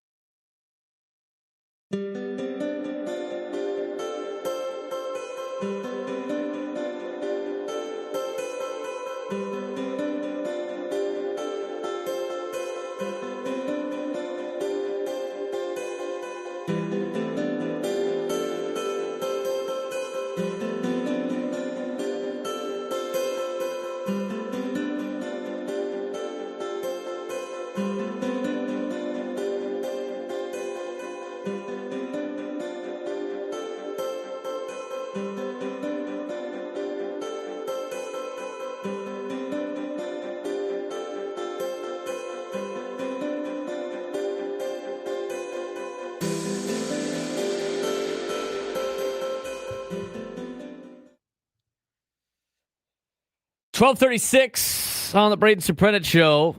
Need a contestant for the midday sports stand-up. We haven't done that all week. If you can take me down to sports trivia, you'd be qualified for a chance to win our grand prize. A trip to see the Eagles at Sphere Las Vegas, including 2 tickets to the show on January 30th, a 2-night stay at the Venetian Resort Las Vegas, a Vibe VIP package, and a $100 gas card. Eagles have added 2026 shows to the band's residency at Sphere in Las Vegas on Friday, January 23rd, Saturday, January 24th, Friday, January 30th, and Saturday, January 31st. The residency now features a total of 48 shows from Friday, September 20th, 2025 through Saturday, January 31st, 2026. Tickets at Ticketmaster.com. Looks like we do have a pair of tickets to give away for the Aztecs, too. We'll do that in the 1 o'clock hour for tomorrow's game. I'd like to see good attendance there tomorrow. We had a lot of people call us and ask us how they can get some tickets. I know if you're a season ticket holder, You were able to request free tickets in certain areas for other people if you want to bring them to the game, trying to grow Aztecs football here in town. It seems like Frank and I are the only ones that are trying to do that, but you know what? We're going to try our best. So we will have tickets to give away in the 1 o'clock hour. Let's talk about Friday Night Lights here in town. A lot of great games in high school football throughout San Diego County. We got some teams going out of town this weekend as well. Here are the games that John Matthew picked. In the Coastal League, we already got some league games popping up. In the Coastal League, Army-Navy, who's 4-0, goes to La Jolla Country Day. Army-Navy quarterback Judah Bogard has been flawless this year. 596 yards, 10 touchdowns, no picks. Abraham Drame gives them a ground game, and Landon Schramm has been his top target with 334 yards and 5 scores. But La Jolla Country Day has some firepower.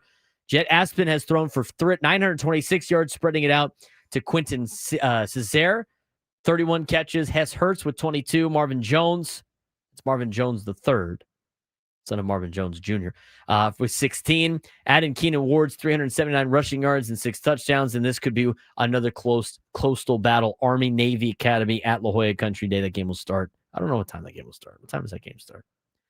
That might be earlier because it's La Jolla Country Day, but it could be a 7 o'clock game too. I have to double check on that as I look through it. I'll let you know about that in a second. Non-league games. Santa Fe Christian plays Christian. Christian's home field is Granite Hills. So Granite Hills is out of town. They play Los Alamitos this weekend. Tonight. That's going to be a tough game for Granite. But while they're away, Christian will host Santa Fe Christian. Santa Fe Christian's off to a perfect start, averaging almost 40 points a game. Dax Labrum has 1,098 passing yards and 15 touchdowns already. Lincoln Mundis and tight end Jarius Bolden are big weapons for the Eagles as Christian counters with Caleb Runkle, who's thrown for 833 yards and 9 touchdowns, finding Kai Rozier and Hank Houston often. Santa Fe Christian versus Christian tonight in the East County. Santa Fe Christian 4-0. Christian is 1-2. Olympian at Chula Vista. Frank's alma mater. We're trying to get him to go there to the game tonight, but the guy needs a day. Off. Wasn't that yesterday? Didn't you have a day off yesterday? No, I didn't have a day off yesterday because a bunch of things that my dad had on shelves in the garage, well, the shelf collapsed. So, yeah. Okay. Well, that's fun. Fun stuff. All right, so while Frank's getting a day off, not supporting his Olympian Eagles, Olympian has been rolling 4-0 on the season. They're at Chula Vista tonight, outscoring opponents 164-33. Quarterback Jaden Fuentes already over 1,000 yards passing, 12 touchdowns, and only 1 pick. Targets include Patricio Flats and Jorgen Estrada. For Chula Vista, Jose De La Cruz has 367 passing yards. Isaiah Hurd adds balance on the ground, and Gabriel Ruiz has 256 yards receiving. St. Augustine is at Mater Dei. A couple of 1-3 teams down in the South Bay again tonight. Saints finally got in the win column last week with help from 2A star Pai Palamalu. That's the son of Troy Palamalu. Mater Dei has had a brutal schedule. They lost to Cathedral, Granite, and San Marcos. All teams in the top 10 in San Diego. Quarterback Jackson Munford didn't play last week, so they leaned on Jordan Demarion in the run game and Diego Mendoza at receiver. Should be a good one down at Mater Dei Catholic tonight. Coronado at Mission Bay. Mission Bay and Trey Arnold's off to a great start. We talked about Trey Arnold last week. Trey Arnold had over 1,000 yards before everybody else did. Well, what did he do? He added 238 yards last week as Mission Bay, in my opinion, upset University City. That's a big win for Mission Bay. That game came down to the wire. Mission Bay quarterback Trey Arnold lighting it up. 1,238 yards, 17 touchdowns in just 4 games. Kai Barrios has been his go-to receiver. He's got 360 yards. Coronado will counter behind quarterback Jack Sullivan, the son of friend of the show, JT O'Sullivan, who we got to get on the show again, talk some NFL football with him later on. So got a good quarterback matchup today at Mission Bay High School between Mission Bay and Coronado. Up at Escondido at Orange Glen High School, they'll be hosting the Classical Academy Escondido Charter game. Classical Academy snapped its skid last week, while Escondido Charter is coming off a 46-6 rout of Silver Valley. Should be a good one in the North County. Eastlake at Point Loma. Been rough for Eastlake after an opening win. Point Loma, on the other hand, unbeaten with Henry House and receiver Romeo Carter leading the Pointers attack. The Boise State commit Romeo Carter has been really lighting it up here in receiving yards in town. I'd expect Point Loma to get the better of Eastlake tonight. Hilltop at Westview. Hilltop leans on running back Leo Mendoza. He's got 480 yards rushing. Westview comes in hot after dropping 62 on Valley Center. Only had 4 turnovers. The paper had a typo, said 14. It was actually 4, which is drastically different, Frank, than 14.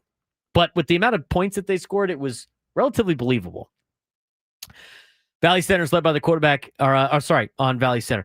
Westview is led by the quarterback Matthew Guimond and receivers John Haney and Kyler Brown, as well as Brogan Ford. Westview trying to improve to 2-3 with a win tonight over Hilltop. San Pasqual is at number 7, San Marcos. San Pasqual quarterback Robert Renteria has 683 yards of offense, spreading it to Marcus Rocha and Jared Breck.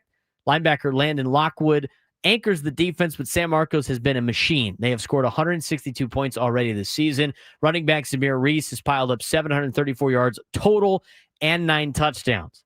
One of the big games this week, number 8, Mount Miguel, 3-1 in the year at number 10, Poway. They come up to North County, not East County, North County.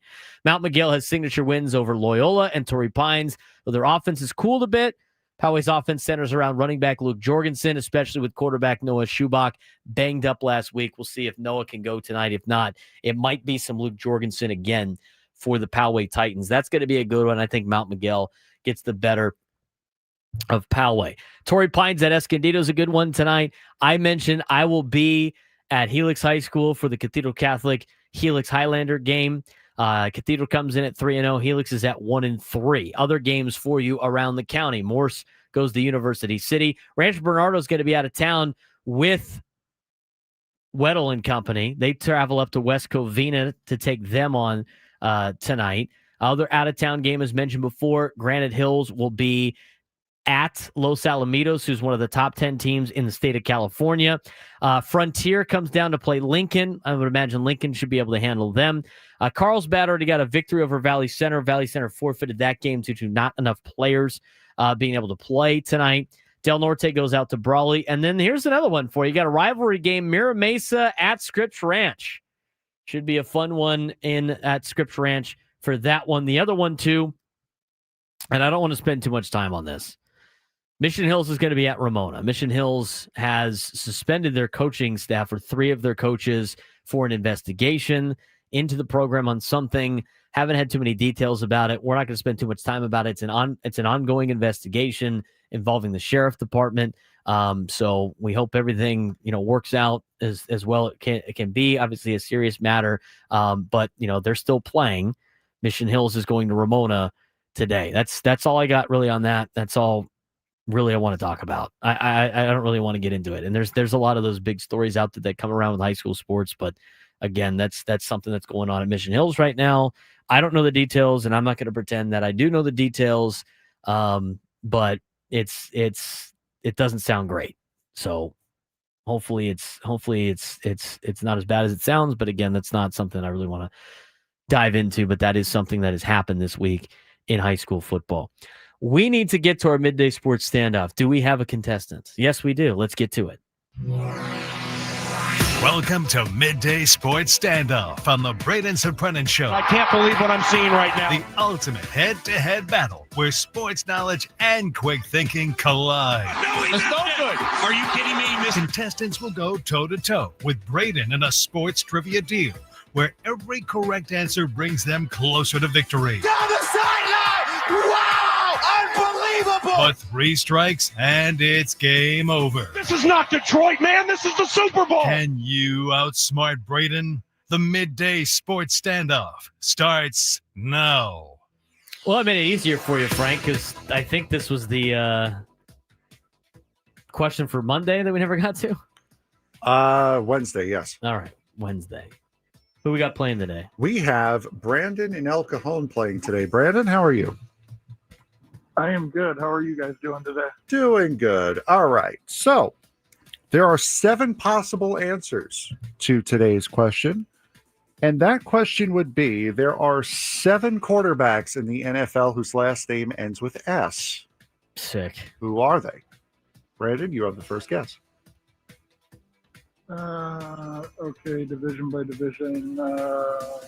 Last name begins with S. Last name Ends with ends S. with S. Ends with S. Oh, Mahomes. Patrick Mahomes is one, yes. Justin Fields. Justin Fields. Aaron Rodgers.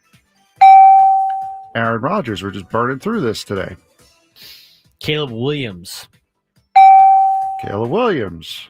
How many is that? That's 4. Steelers, Ravens, Bengals, Browns. Not Tua, not Josh Allen.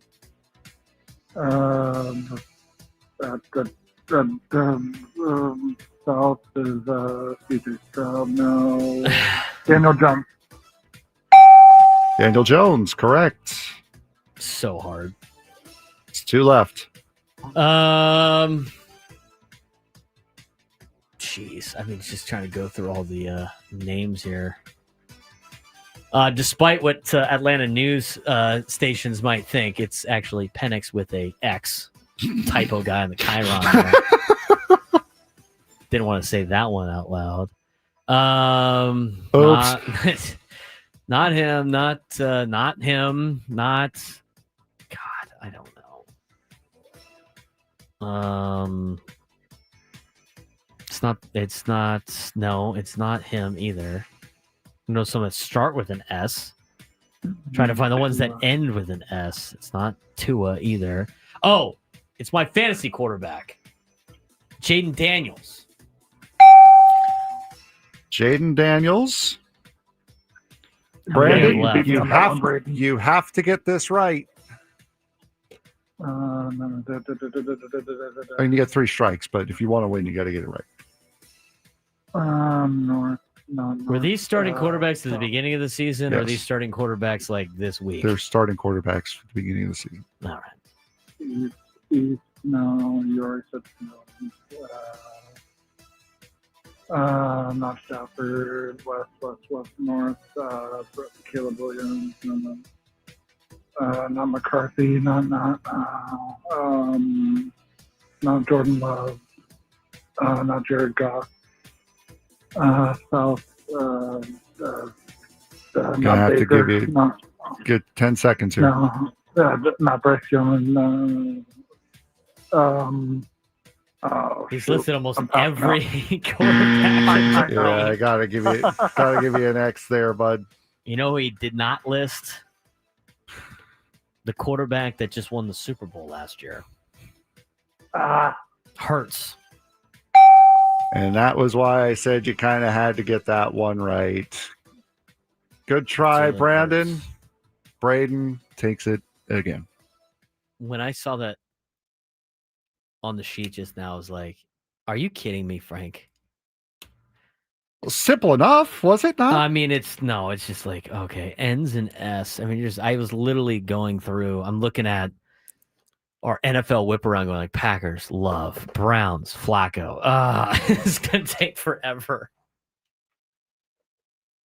Indianapolis Colts. Daniel Jones. Already been said. Tennessee Titans. Cam Ward. No, that's not an S. It's Nick in the chat. I agree. Crumb is probably upset somewhere. Crumb is probably upset. We picked the Eagles guy last. Brother is fuming. Nobody remembers him, dude. He's not memorable, apparently. He's not memorable, apparently. Frank and his consistent and this contestant need to put the fries in the bag. Oh man, not great. That was, well, you know what? At least it wasn't. These logos spell out this. Exactly. There you go. See? Oh god. It'll be fun to get to the NFL whip around when we come back. So we do have Aztec tickets to give away. We do, for the game against Cal. Do you have the liner for that? Is there a liner for that? Is the game is against Cal tomorrow at 7:30? Game's tomorrow at 7:30. Get your tickets at goaztecs.com. All right, I have a question. I'll have a trivia question for you. Okay.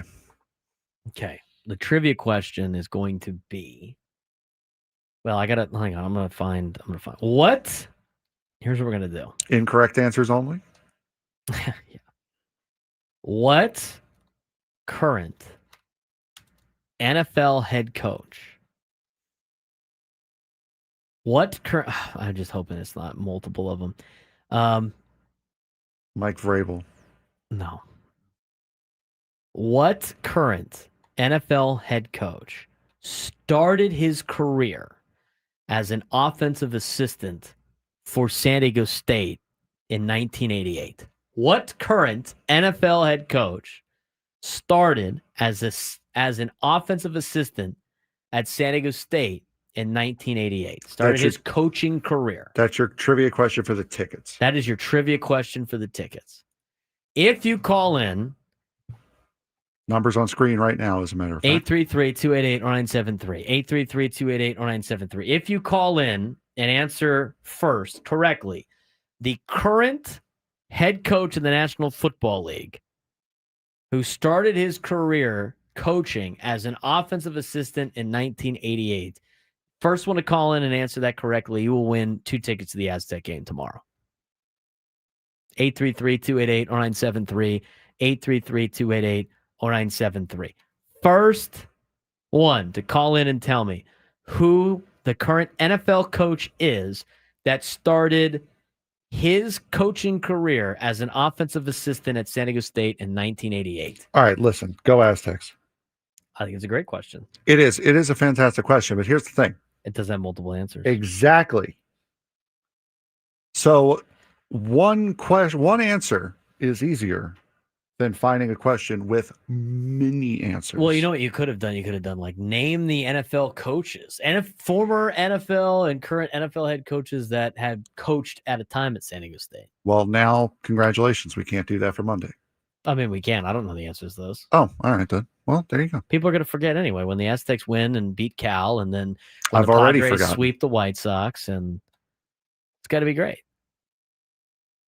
So, anyway, do that. I'd like to know what your answers are. 833-288-0973. 833-288-0973. When we come back, preview the NFL weekend, NFL whip around. We'll talk Padres and White Sox, and Drake Hills joins us to finish up the show. Braden Surprenant Show. Stay on Sports Station 97 to the Fan.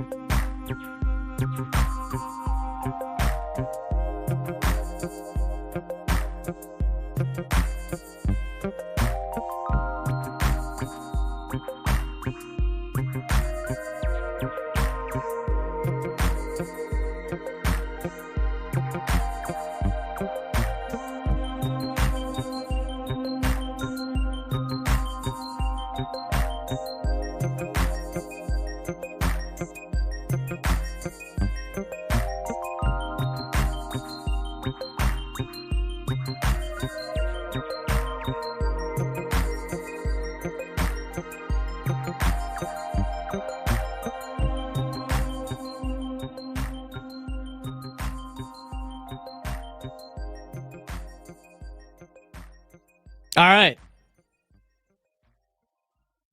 Baseball coverage on 97 through the fans presented by T-Mobile. Head to T-Mobile.com and get a great deal on iPhone 16 Pro. What was the correct answer to the trivia question? I've forgotten after I've taken so much time to remember so much of my memory power to put in what I needed to put in to get this guy qualified. It was Sean Payton. Sean Payton. Now, here's the deal. I actually found the list that we talked about. Why would you go and do that? It's great. Well, because, I don't know. I found it. So here, I found all of the current and former NFL coaches. You goofball McGundy. They're not all head coaches, though. All of the former, and just bank this. If you did this in November, I'd totally forget. So the NFL head coaches that were members of the Aztec football program in some capacity, but didn't go to San Diego State. You ready for this list? It's pretty good. Go for it. I mean, I'm already looking at it, so it's fine.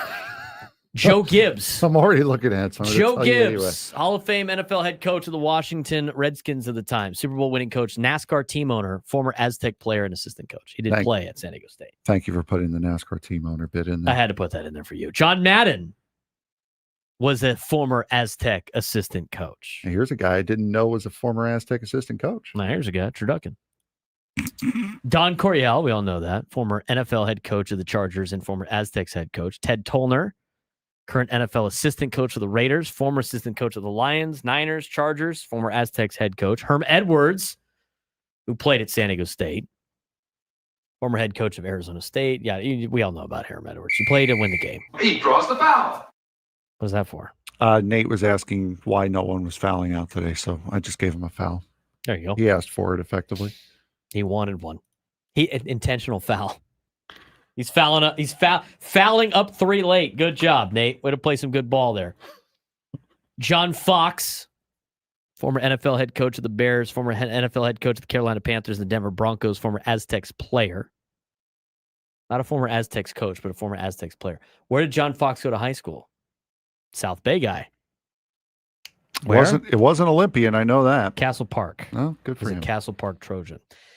Sean Payton, we talked about, NFL head coach of the Saints, Super winning head coach, former Aztecs offensive assistant, former Aztecs running backs coach. He was a running backs coach after that. He's the current Denver Broncos head coach. Tom Cable, former NFL head coach of the Raiders, is a former Aztec assistant. Brian Billick, former NFL head coach of the Ravens, Super Bowl winning head coach, former Aztec assistant coach. Kevin O'Connell, NFL head coach of the Vikings, former Aztec and NFL quarterback, not a former Aztec coach. Ernie Zampese. That's another name with the Aztecs. And they've had a lot of other players. Can you name me? I'm going to ask you this trivia question real quick. Let's see if you're good. You know what? You're always asking me trivia questions. It's my turn to ask you a trivia question. Yeah, this one's called Bench the Idiot. All right. On this week's episode of Bench the Idiot, we ask our resident idiot, apparently, can you name the 3 Pro Football Hall of Fame coaches that coached at San Diego State? I just said all their names. Madden would be one. Yep, Madden. He coached from 64 to 66. Brother, I told you I don't listen. Vroom Vroom, NASCAR guy. Oh, Gibbs. 64 to 66. And guy that changed offenses all over football. Finally got in the Hall of Fame in 2023. Former Chargers head coach. Oh, God. The initials DC.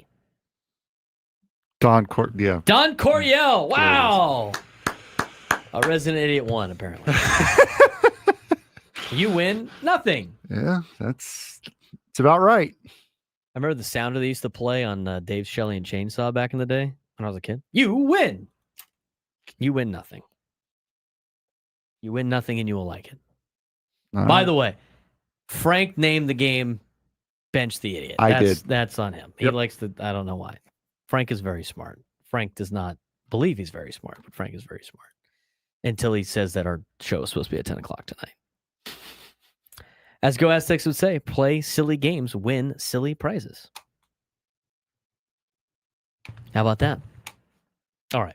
Is it time for the whip around? Sure. It can definitely be time for the whip around right now. It's time for the whip around. All right. Had a game last night, Dolphins and Bills. Dolphins kept it close for as long as possible. Chris Ello is yelling at the sky. The Dolphins lose again. I was going to say I didn't put the final score. I know who won. I didn't put the score down. Bills won 31-21. Miami drops to 0-3. Bills improve to 3-0. Let's start from the top. Green Bay Packers and the Cleveland Browns. Get things started Sunday at 10 in the morning. Did you put the Rams on there? Yeah, you did. All right. Relax. Bold prediction. All right, first of all, Packers are favored by 7.5 in this game at Cleveland. Cleveland's 0-2. Clay and the South Bay's Browns need to get something going here. Can they do it against the Packers? Who do you got? Packers by 7.5. I got the Packers. Sorry, Clay. I got the Packers covering as well. I think I got the Packers in some survivor pools, which is... whatever. Sorry, Clay. Sorry, Clay. Joe Flacco is... he's starting to not look at Joe Flacco like you would want a woman to look at you. So we're making progress with Clay, I think. Bold prediction. Packers offensive tackle Carl Brooks will record a sack by herself. I'll take it. I'll take that as well. All right, Frank, next game. Next game, the Indianapolis Colts at 2-0 taking on the Tennessee Titans at 0-2. I'm a genius. I didn't put the freaking line down. The line is Indy by 4.5 on the road in Nashville. I pressed the foul button.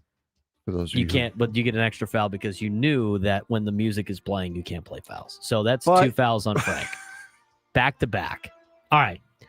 I will take this game scares me. I know a lot of people pick this for. I don't want to pick this as a survivor pick. I think the Colts probably win this game. It's just the way that they've been playing and the way the Titans have been playing. This is the week where the witching hour starts happening in the National Football League. I kind of want to take the Titans plus 4.5. You know what? I'm going to take the Titans plus 4.5. I'm going to go on a limb here. I think the Titans win at home. I think they go to 1-2. I think the Colts playing a little fool's gold. Drops into 2-1. But you know what? Daniel Jones has been playing a lot better. What's our bold prediction? I'm going to take the Titans as well. Bold prediction is Titans running back Tony Pollard will get his first touchdown of the season. I'll buy that. If I'm going to take Titans plus 4.5, it's because Tony Pollard gets a touchdown. Next game on the list is going to be the Cincinnati Bengals, who are 2-0, taking on the 1-1 Minnesota Vikings. Wasn't this my turn? I don't care. Minnesota favored by 2.5 at home against the Vikings. Or against the Bengals. There's 2 backup quarterbacks in this game. It's Jake Browning versus Carson Wentz. Bengals have a little bit more round Browning than Carson Wentz does in Minnesota. Yes, they got Justin Jefferson, but I don't know. And here's the other thing, too. Kevin O'Connell's the quarterback whisperer. Everything he touches turns to gold. It does. Everything he touches turns to gold. This is a tough one. And it's in Minnesota. You know, Browning came in late, won the game for Cincinnati. I don't know, with tape on him, maybe for Minnesota. Minnesota had looked very lackluster last week against Atlanta. And now they don't have J.J. McCarthy. I think it's going to take time for Carson Wentz to get turned into gold by Kevin O'Connell. I'm going to take Cincinnati plus 2.5. I'm going to take the Vikings on this one. Bold prediction, Browning and Wentz will both record a plus 60 quarterback rating. I'll buy that. I will as well. I 100% will buy that. Steelers and Patriots, both teams that are 1-1. Both teams that, if this was like 10 years ago, this would be a great matchup. But it's not. They're drastically different now. Pittsburgh and New England. Pittsburgh's favored by 1.5 on the road. I'm going to take the Patriots, Frank. I believe in Drake May. What do you got? You know what? I'm going to take the Steelers. Honestly, Steelers. I think the Steelers are just a better overall team. Their defense is god awful, though. Bold prediction: Patriots cornerback Carlton Davis III will record an interception against Aaron Rodgers. I'll buy that. I'll sell it. It seems oddly specific. Next one. Next one is the 2-0 Los Angeles Rams taking on the 2-0 Philadelphia Eagles. Eagles favored by 3.5 at the Link. The Rams looked good last week in Nashville. I know it was against the Titans. I think the Rams have looked good this season. I think the Rams almost got Philly last year until it started to snow. I'm gonna go on a limb here. I'm gonna say the Rams plus 3.5.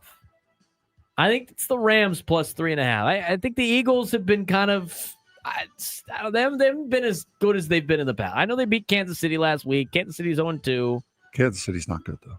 I didn't think they let the Cowboys hang around. Sean McVay, man, that guy can coach. That guy's going to draw some stuff up. They got Puka Nacua. They've been using Devontae Adams more. I mean, Devontae Adams was the target down at the goal line and in the red zone for Matt Stafford. They got veterans on that team. I like the Rams. I think if the Eagles are going to drop one early, even though it's at home at the Link, I think the Rams might be able to make some noise. I'll take LA plus 3.5. I think the home field advantage is going to give the Eagles the edge that they need. I'm going to take the Eagles and no running on the sidelines this weekend for Sean McVay. I actually saw him do that, unfortunately. I was like, is he limping? What happened? Bold prediction, Saquon Barkley will have at least 25 rushing attempts in this game. I'll buy that. I'll buy that. They run him in the ground last year. I mean, they're going to keep giving him the rock. I buy that big time. This is why I jumped you, because you get the god-awful name to pronounce for this one. Fun. You should have seen some of the names on Yale's volleyball team yesterday. It was rough. Thank God they have a pronunciation guide. Jets at Bucks. Bucks are favored by 6.5, Frank. I am going to take the Buccaneers. Jets are bad. I'll take Tampa, too. Not the defense, but I'll take Tampa, too, as an also. In this one down in 10. Jets are bad.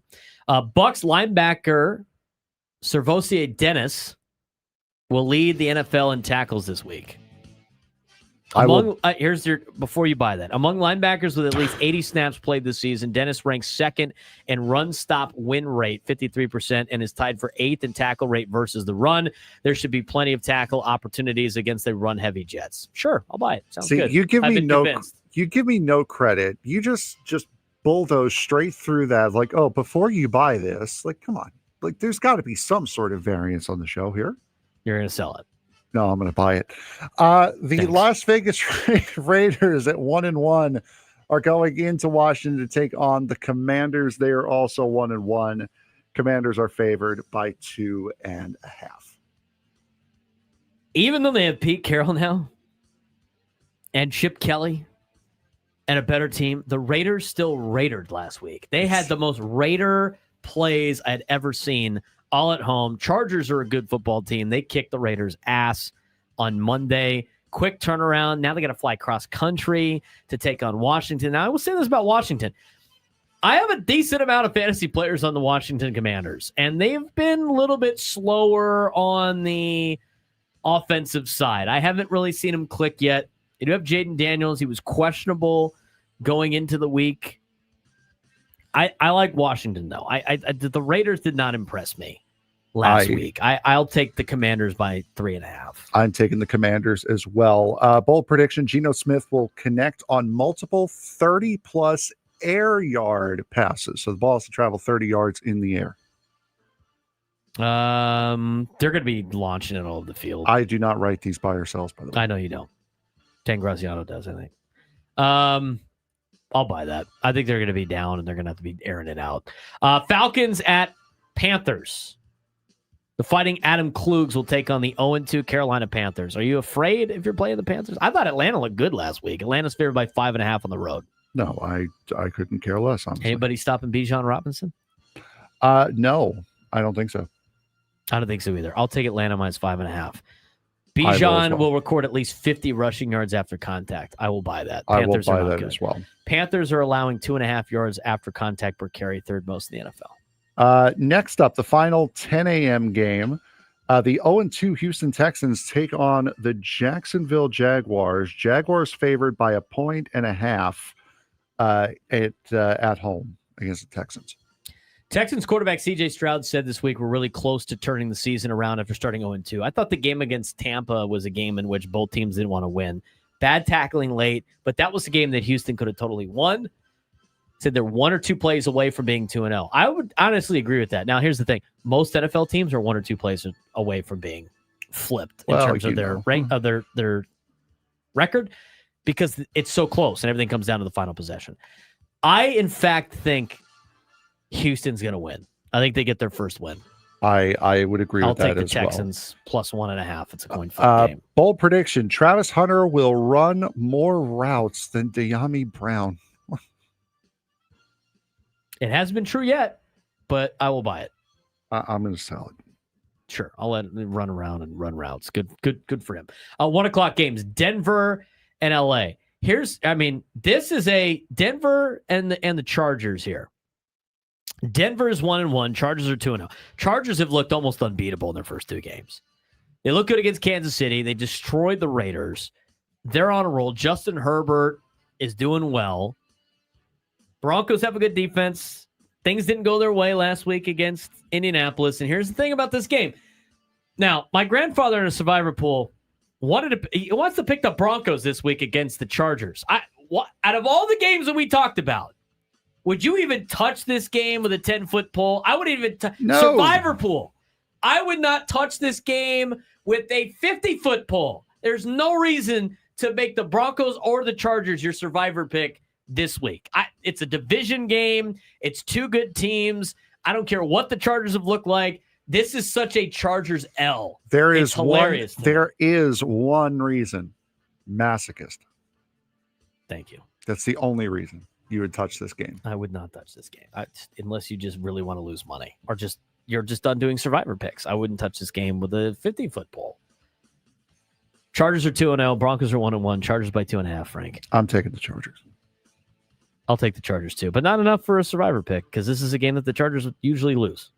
Bold prediction. Herbert will throw at least 37 pass attempts. Yes, even against Patrick Surtain II and the Broncos. Yes, I will say that. I'll buy the 2. Chargers had the highest pass rate over expectation, plus 12% so far this season. That's for a team, by the way, that's coached by Jim Harbaugh that likes to run the rock. Yes. All right, we'll run right through these here since we got to get to break.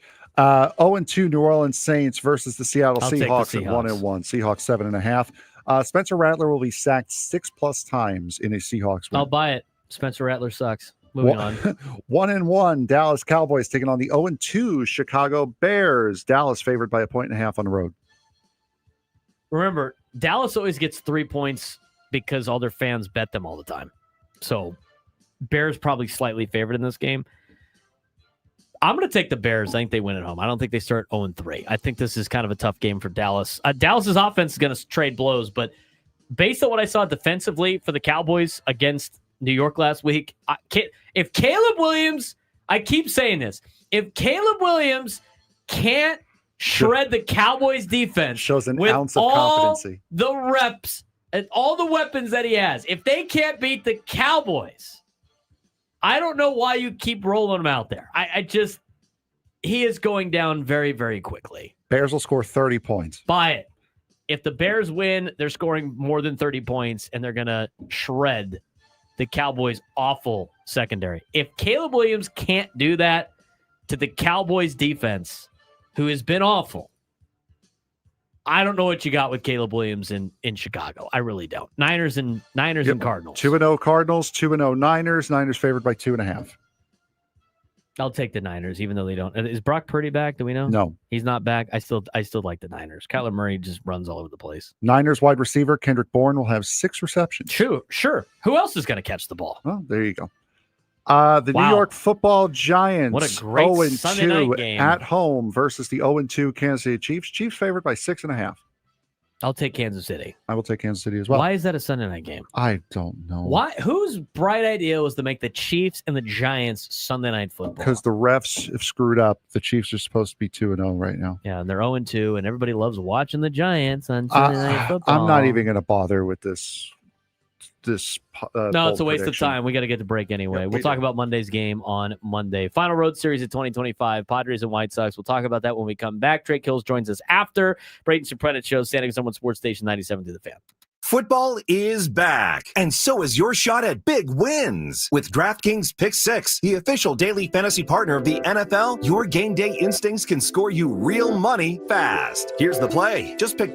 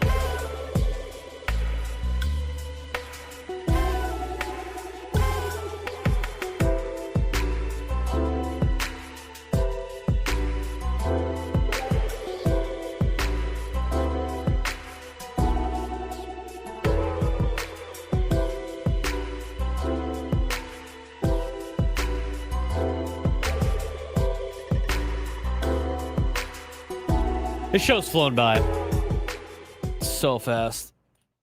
Lots to talk about. We're going to talk with Drake Hills in a little bit. Let's talk about the Padres and White Sox, Frank. Padres and White Sox tonight. Padres, 83-70. White Sox, 57-96. The White Sox are awful. The White Sox are the worst team in the American League. The White Sox are just slightly better than the Colorado Rockies. The White Sox have lost 6 in a row. They're 3-7 in their last 10. Not great. They're just not great. This is the team that should, for the Padres, get them back on track. Be able to get them back on track. They should be able to use this as an opportunity to get ready to come back to Chicago in a couple of weeks against the Chicago Cubs. That's what this should be about. Dylan Cease is making a start against the Chicago White Sox tonight, his former team. Dylan's 8-11 with a 4.59 ERA. He's going against Davis Martin, who is 6-10 with a 4.01 ERA. Tonight's game will start at 4:40. So you can watch the Padres game and then go watch the high school football games. Great. Go support your local high schools out there. We talked about all the games out there that you can go watch. Again, I will be at Helix tonight. Cathedral Catholic Helix at 7 o'clock. That game's on TV tonight, by the way, Frank. You can watch the game on TV. You got, well, I don't know if you can or not. It's on YourView. YourView's free, by the way. It's free. It's easy to watch. I think it's Channel 4 for any of the local Cox and Time Warner and whoever else that is. I don't know if you can get on DirecTV, but our game will be on YourView tonight. So if you want to watch the Dons and Helix, try to find me on the screen. You can. You can watch the game tonight. Kind of fun. So you can watch that after the Padres game if you would like. Yu Darvish starts on Saturday. Michael King will start on Sunday. I think the first two guys in this rotation this weekend with Cease and Darvish, I think they're pitching for an opportunity to pitch in the postseason. They asked Mike Shildt about it earlier today on the morning show as part of the manager's report. And he kind of talked about that potentially happening, but these guys are competing, I think, for opportunities to pitch in the postseason as a starting pitcher. We apparently have a lineup out. Let's see if we can find it real quick. It is, again, it's a 4:40 start today. So we got the Ecowater SoCal Padres pregame show at 3:40. Limited Gwynn and Chris today. Starting lineup for the Padres. Not much change. Fernando bats leadoff. Luis Arias bats second. Again, his letters to AJ put out in his Substack about how Major League Baseball teams usually like having their highest slugging guy bat second. Padres have their lowest slugging guy bat second. Fernando, Luis, Manny, Jackson Merrill batting fourth. Ramon Laureano batting fifth. Gavin Sheets batting sixth. Batting seventh and playing first base is Ryan O'Hearn. Batting eighth is Jake Cronenworth. And Freddie Vermeen catches and bats ninth. Not a bad lineup. Again, I'd move Arias down. Other than that, I don't have too many qualms about it. They're going against the White Sox tonight at 4:40. We need to take a quick break. When we come back, we are going to talk with Drake Hills, get you everything you know about San Diego FC as part of our Soccer 101. And if we have some more time, we'll talk more Padres baseball with you and get your phone calls. 833-288-0973, 833-288-0973. Soccer 101 when we come back on the Braden Surprenant Show. San Diego's number one sports station, 97 through the Fan. Coming up on Friday, Padres first baseman Ryan O'Hearn joins the program for Friar Friday. And how bad was it last night for the Dolphins? Listen to Gwynn and Chris weekdays from 2 to 6 on 97.3 The Fan. Do you know the secret to losing up to 1 pound of fat every day? At SDFatLoss.com, we know the secret. Our doctor-developed, easy-to-follow weight loss program helps you lose weight fast, naturally and safely with no drugs or injections, no prepackaged meals, bars, shakes, or exercising required. Our program helps reset your metabolism so you can lose weight quickly and keep the weight off for good with an easy-to-follow maintenance plan that includes ongoing personal support. And our program program costs half as much and works up to twice as fast than most other programs. Go to sdfatloss.com to schedule your free consultation now. The $200 special is coming to an end. Grab the discount before September 30th and lose up to 20% of your body weight before Thanksgiving. Don't wait to look and feel amazing heading into the holiday season. Mention my name, Scraby, for $200 off. Go to sdfatloss.com now to schedule your free consultation. Many clients lose 20 to 30 pounds in about a month or two. That's up to a pound per day. Schedule your free consultation now at sdfatloss.com. That's sdfatloss.com. Results may vary. Fall is the season for reinvention, and it's easy to do at Macy's Fall Favorite Sale.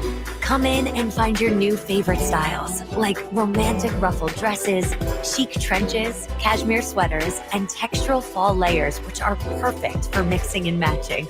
All for 20 to 50% off. So if you're looking for your new favorite things, look no further than the Fall Favorite Sale today, only at Macy's. Savings off already reduced prices. Exclusions apply. You're still glowing, flirting, grooving. You still got it. But your immune system weakens as you age, making it harder to fight flu, pneumococcal pneumonia, RSV, and COVID-19. Vaccines are a key part of any health routine and help strengthen your immune response. Ask your doctor or pharmacist which vaccines you need.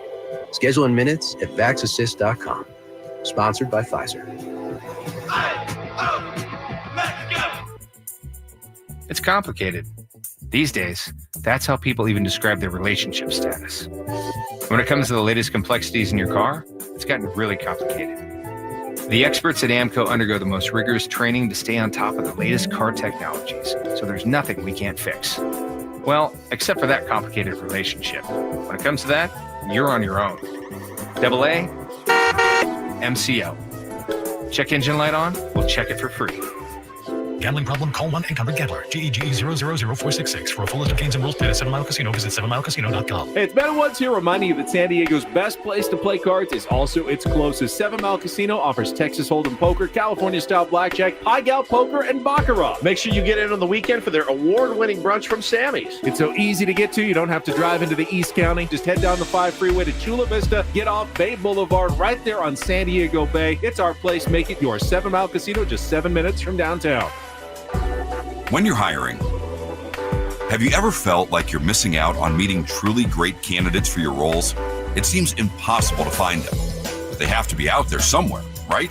Well, they're not hard to find when you know where to go, and that place is ZipRecruiter. And right now, you can try ZipRecruiter for free at ZipRecruiter.com/free. ZipRecruiter helps 10 million people with their job search every day. And because these people are actively looking for jobs just like yours, it's easy to find the right person right away. In fact, 4 out of 5 employers who post on ZipRecruiter get a quality candidate within the first day. But if you're not using ZipRecruiter, you're missing out. So see what it's like when the impossible is easy. When you go to ZipRecruiter.com/free right now to try ZipRecruiter for free. Once again, that's ZipRecruiter.com/free. ZipRecruiter.com/free. Never miss out on great candidates with ZipRecruiter. Hey, want to hear something great? Right now at Wendy's, you can get 2 of the #1 selling bacon cheeseburger in all fast food, the JBC, plus medium fries and a medium soft drink for just $8. Want to hear something else great? Double the burger means double the bacon. Now that's a game changer. 2 of the #1 bacon cheeseburgers with fries and a drink for just $8. Gotta be Wendy's. Limited time only. U.S. price and participation may vary. Request $8 JBC meal deal to obtain discount. Individual items at regular price. If you could hear Old Spice Fiji Antiperspirant, what would it sound like? First, you'd start with Fiji Antiperspirant's amazing scent of palm trees. Add pure notes of fresh coconut and layer on 24/7 odor and sweat protection. You won't hear any dyes or parabens because with Fiji, you won't have any. So while your regular antiperspirant sounds like this, Old Spice Fiji sounds like this. Sounds like it smells amazing. This hour on 97.3 The Fan is brought to you by the California Office of Traffic Safety and Caltrans.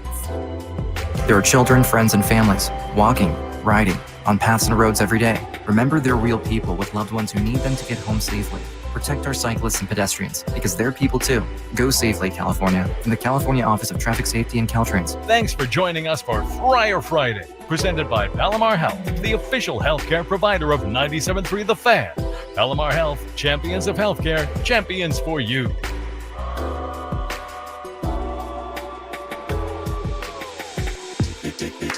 All right, so do we think this is gonna? We're gonna get to Drake here in a second. Do we? I have this. I'm trying to track this. Okay, so I bought some Nike Dunks for coaching because we're a Nike school now. So the shoes I got on right now are like running shoes. They're like the Pegasus ones that a lot of teams get issued. I bought those for practice. They came in earlier this week.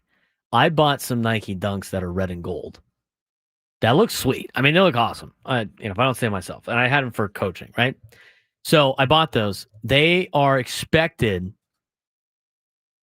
to be delivered today, is what it said.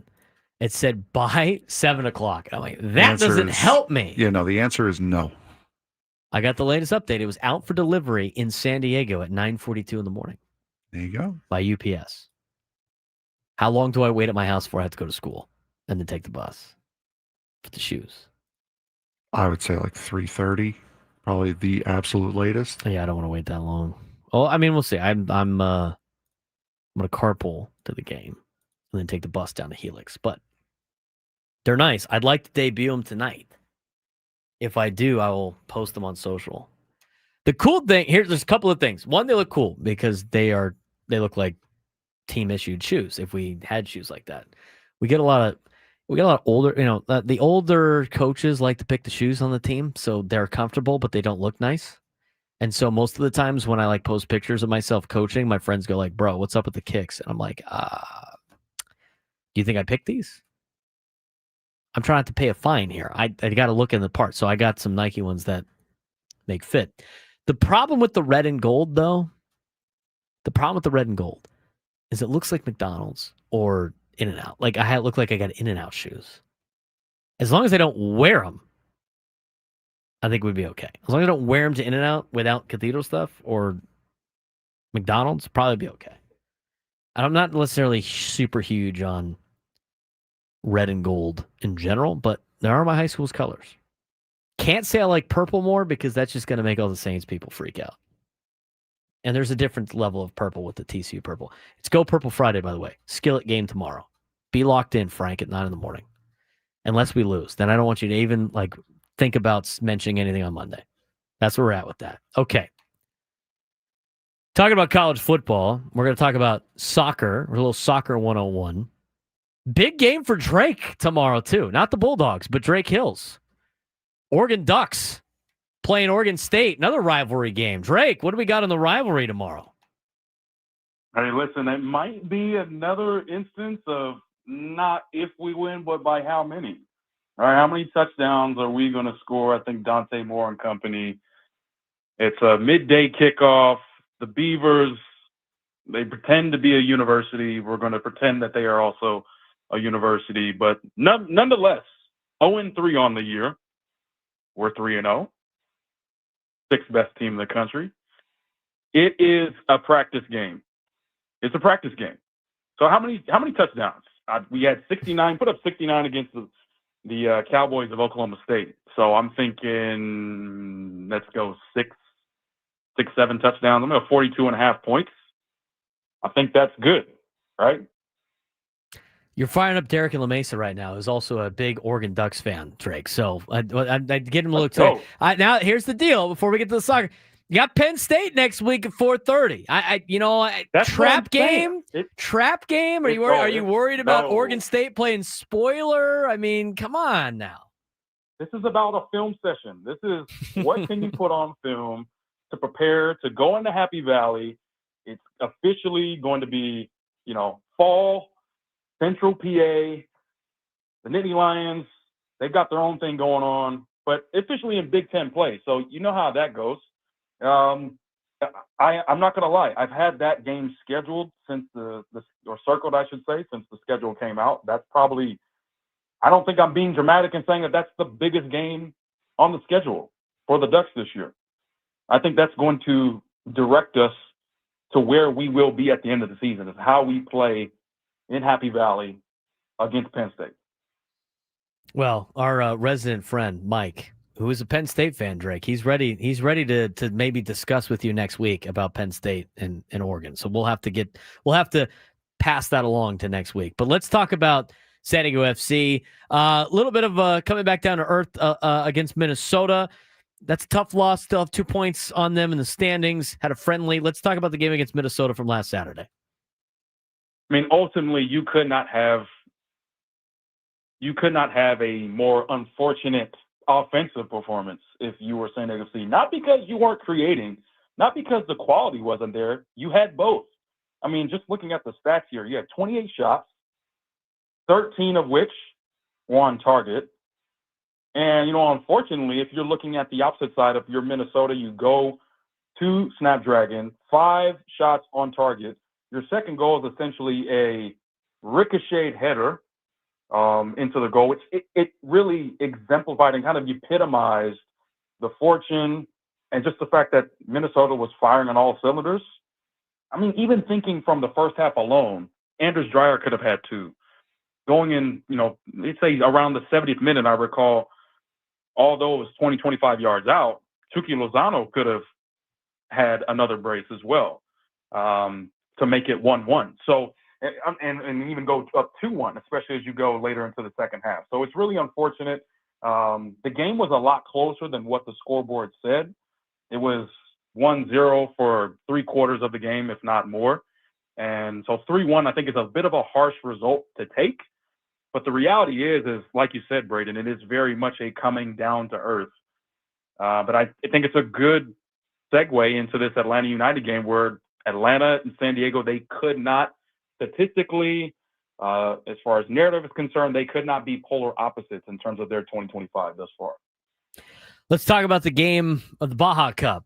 Friendly, not a lot of San Diego FC resident regular starters playing in that particular match. What was your takeaways from the friendly and how this might translate into, for the next couple of years as they've signed this deal on for the next handful of years? Yeah, I see this very much as a partnership. Don't think the scoreboard matters. If you're a fan, you got 6 goals total between the two. San Diego gets a 4-2 win. But the reality is this is all about developing the community. I think that, from both sides, like you said, not really playing your top guys, especially if you're on the MLS side. You're coming into the throes of, obviously, playoff contention is taken care of, but you're talking about seeding. You're talking about getting healthy as we go into the end of September. You got a couple of regular season games in the beginning of October as well.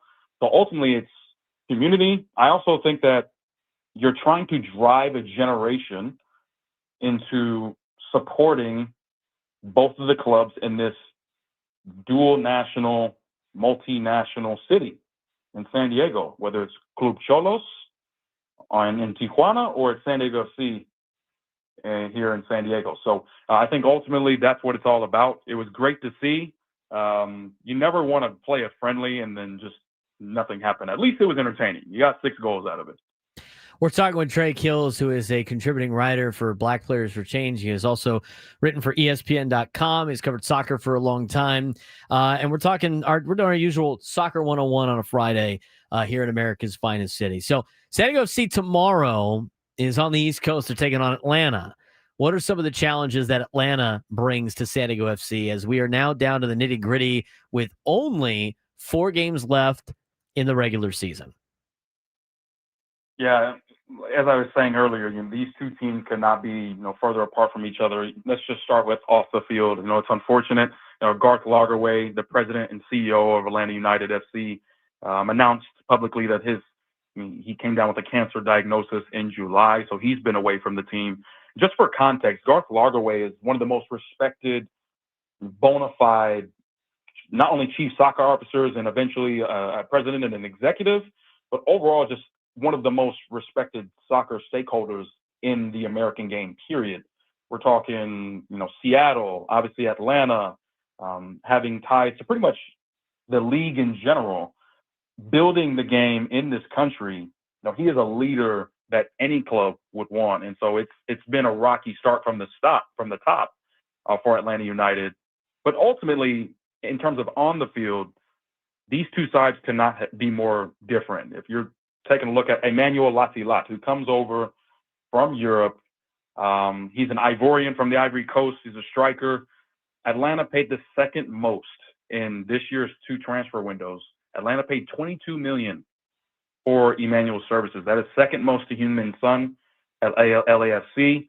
That is a whole lot of money, right? And then unfortunately, with health and just the lack of goals, a 26-year-old in his prime, not able to provide the winning ways that Atlanta was expecting. The same thing goes for Miguel Almiron, right? Helped win an MLS Cup with Atlanta United back in 2019, goes to Newcastle United, plays in the English Premier League, becomes a hero for those at St. James's Park, comes back, and unfortunately, that legacy that he left is in a way kind of subsided in the lack of production. So a lot of star power for Atlanta United has not performed up to the expectations. When you look at San Diego, we know we've talked about Anders Dreyer coming from Belgium to sign for San Diego FC is an MVP candidate, and it's very favorable to win MVP, as well as Chucky Lozano has showed up as really the poster boy, if you will, for San Diego FC. Atlanta, 13th in the East, 26th out of 30 in MLS. They're already eliminated from playoff contention. Obviously, San Diego is a little much different. A negative 18 goal differential for Atlanta. And the complete opposite for San Diego. Got 18 plus 18 in the goal differential. They only got 4 wins at home at the Mercedes-Benz Stadium. And so this is going to be a day game.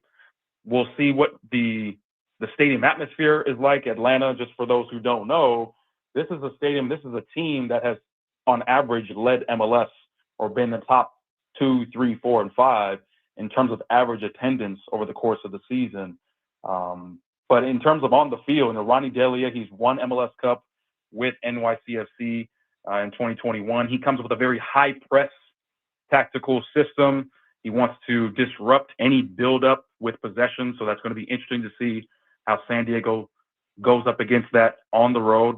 But then again, being the best team by far on the road with 10 wins on the road so far in 2025. So a bit of a clash in terms of playing style, a bit of a clash in terms of 2025 narrative, coaching, pretty much everything between these two teams. Day game, 4:30 Eastern, 1:30 Pacific. We're going to be talking with Drake next week and or maybe the week after. We're going to be talking some playoffs and how the playoff system works for MLS as we get closer to playoff time. Obviously, San Diego FC, the first team to clinch a playoff spot. I've already seen the playoff billboards out there around San Diego. I saw one off the 163 the other day driving home from our game that we had for USD men's soccer. Some of the college soccer scene's been pretty good. San Diego Wave's been doing well. As far as the rest of the local soccer, seems to have some good years so far for most of the teams here locally, Drake. Yeah, all the way around. You talked about the youth setup. USD continuing their winning ways at home, or at least their unbeaten ways, if you will. San Diego Waves is also in an interesting position. They've had a couple of results that they wish they could probably take back, namely that game against Gotham not too long ago. But then you've got Portland Thorns, you've got Orlando coming up as well. And if you look at the standings, they have kind of been behind Washington in the standings. They went from, second to third, and now they're sitting in fifth right now, tied with Portland. So they're in playoff contention. They have winning mentality as well.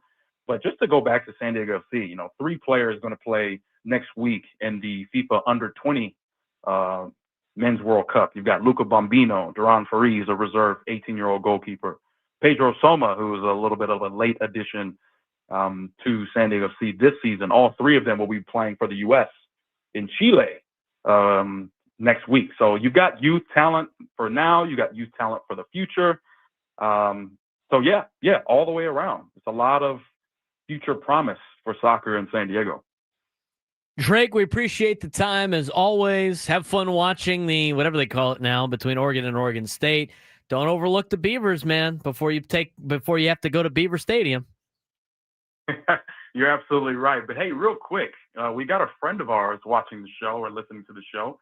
Our friend Lizzie Murray is representing the Stoke Sessions 2.0. It's a conference on culture, history, and politics of surfing and skateboarding from October 9th through the 12th. You've got Stephen Van Duren. You've got Bryce Wetstein. Going to be the keynote speakers. You've got board shaping demos from Tom Bahaku Stone. So sdsu.edu/stoked. I'm going to be attending, Braden. I don't know how big of a surfer or skater you are, but I'll be there. Well, we might have to get her on then to talk a little bit more about this potential deal. So that's what day did you say it was? Yeah, so that's October the 9th through the 12th. They're going to have pretty much an all-day setup, both on the 9th, 10th. And even that 12th, that Sunday, there's going to be a nice paddle out. I'm not going to say the beach because I don't want to be inaccurate, but you got it all at sdsu.edu/stoked. And we'll have a couple of weeks then before we can get Lizzie on. So, Drake, appreciate the time as always, and look forward to talking to you next week. You coming down to hang out with us at Baja Rick's? That Baja Rick's might see me. I'll be wearing my Oregon gear, that's for sure. I love it. I'm going to have to wear my TCU stuff. They play Arizona State next Friday, so that should be fun. But, Drake, we appreciate the time as always. Thanks again to Drake Hills joining us for Soccer 101. And for anybody else that doesn't know, we will be live next Friday. A week from today, we're going to be live at Baja Rick's, getting into playoff baseball mode. So Frank's going to be down there. Great. Frank's first time with us down at Baja Rick's, huh? My first genuine remote, like that's not a pre-planned not usually a thing at the stadium. Exactly. Yeah, I'm going to have to wear the TCU stuff on it. We got a big game against Sam Levitt on Friday. That you know what? That makes things even more complicated for the game against Sam Levitt on Friday. Remember, he's got to be covering the Arizona Diamondbacks, San Diego Padres game. He's also got to be talking about, he's got to get ready to take on the Frogs. He's got to worry about us at Baja Rick's. I mean, we should put Sam on with us at Baja Rick's just to distract them more so the Frogs can win. 100%. That bit, especially now. So we talked about that being a bit for sure. And now that we're going to be at a live remote for this, we got to do it in person. It's might as well. Kind of ruins the bit though, because we've got Arizona State.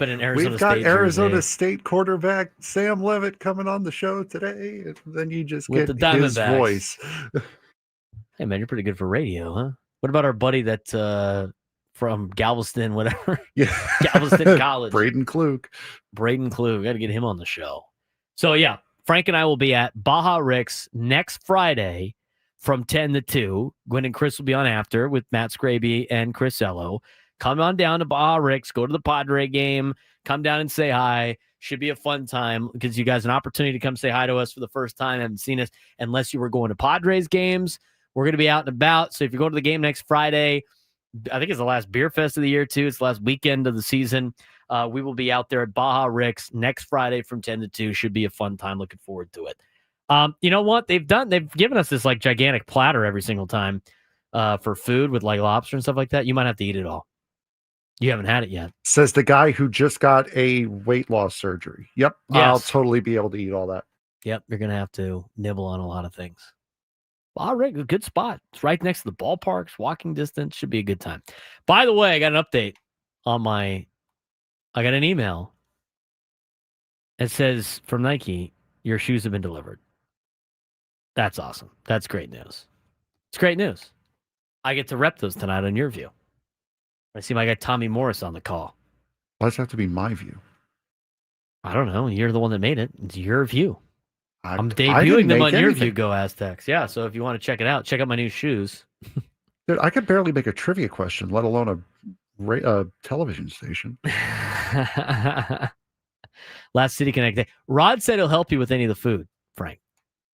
Go for it, bud. I bet you Rod could take down some Baja Ricks. It's fine with me. How about that? I was going to say, weren't we supposed to be out of here? Yeah, I thought I hit the thing. My bad. That's right. Foul on Frank for extending my work week. Oh, forgot. By an extra 10 seconds. Extending the work week after having it cut short. We had a Thursday off, and Frank's like, nope, got to get some more time. And what a company man you are. Attaboy. He's Frank Marchese. I'm Braden Surprenant. We'll talk to you guys on Monday. Gwen and Chris coming up next. Time for Rays.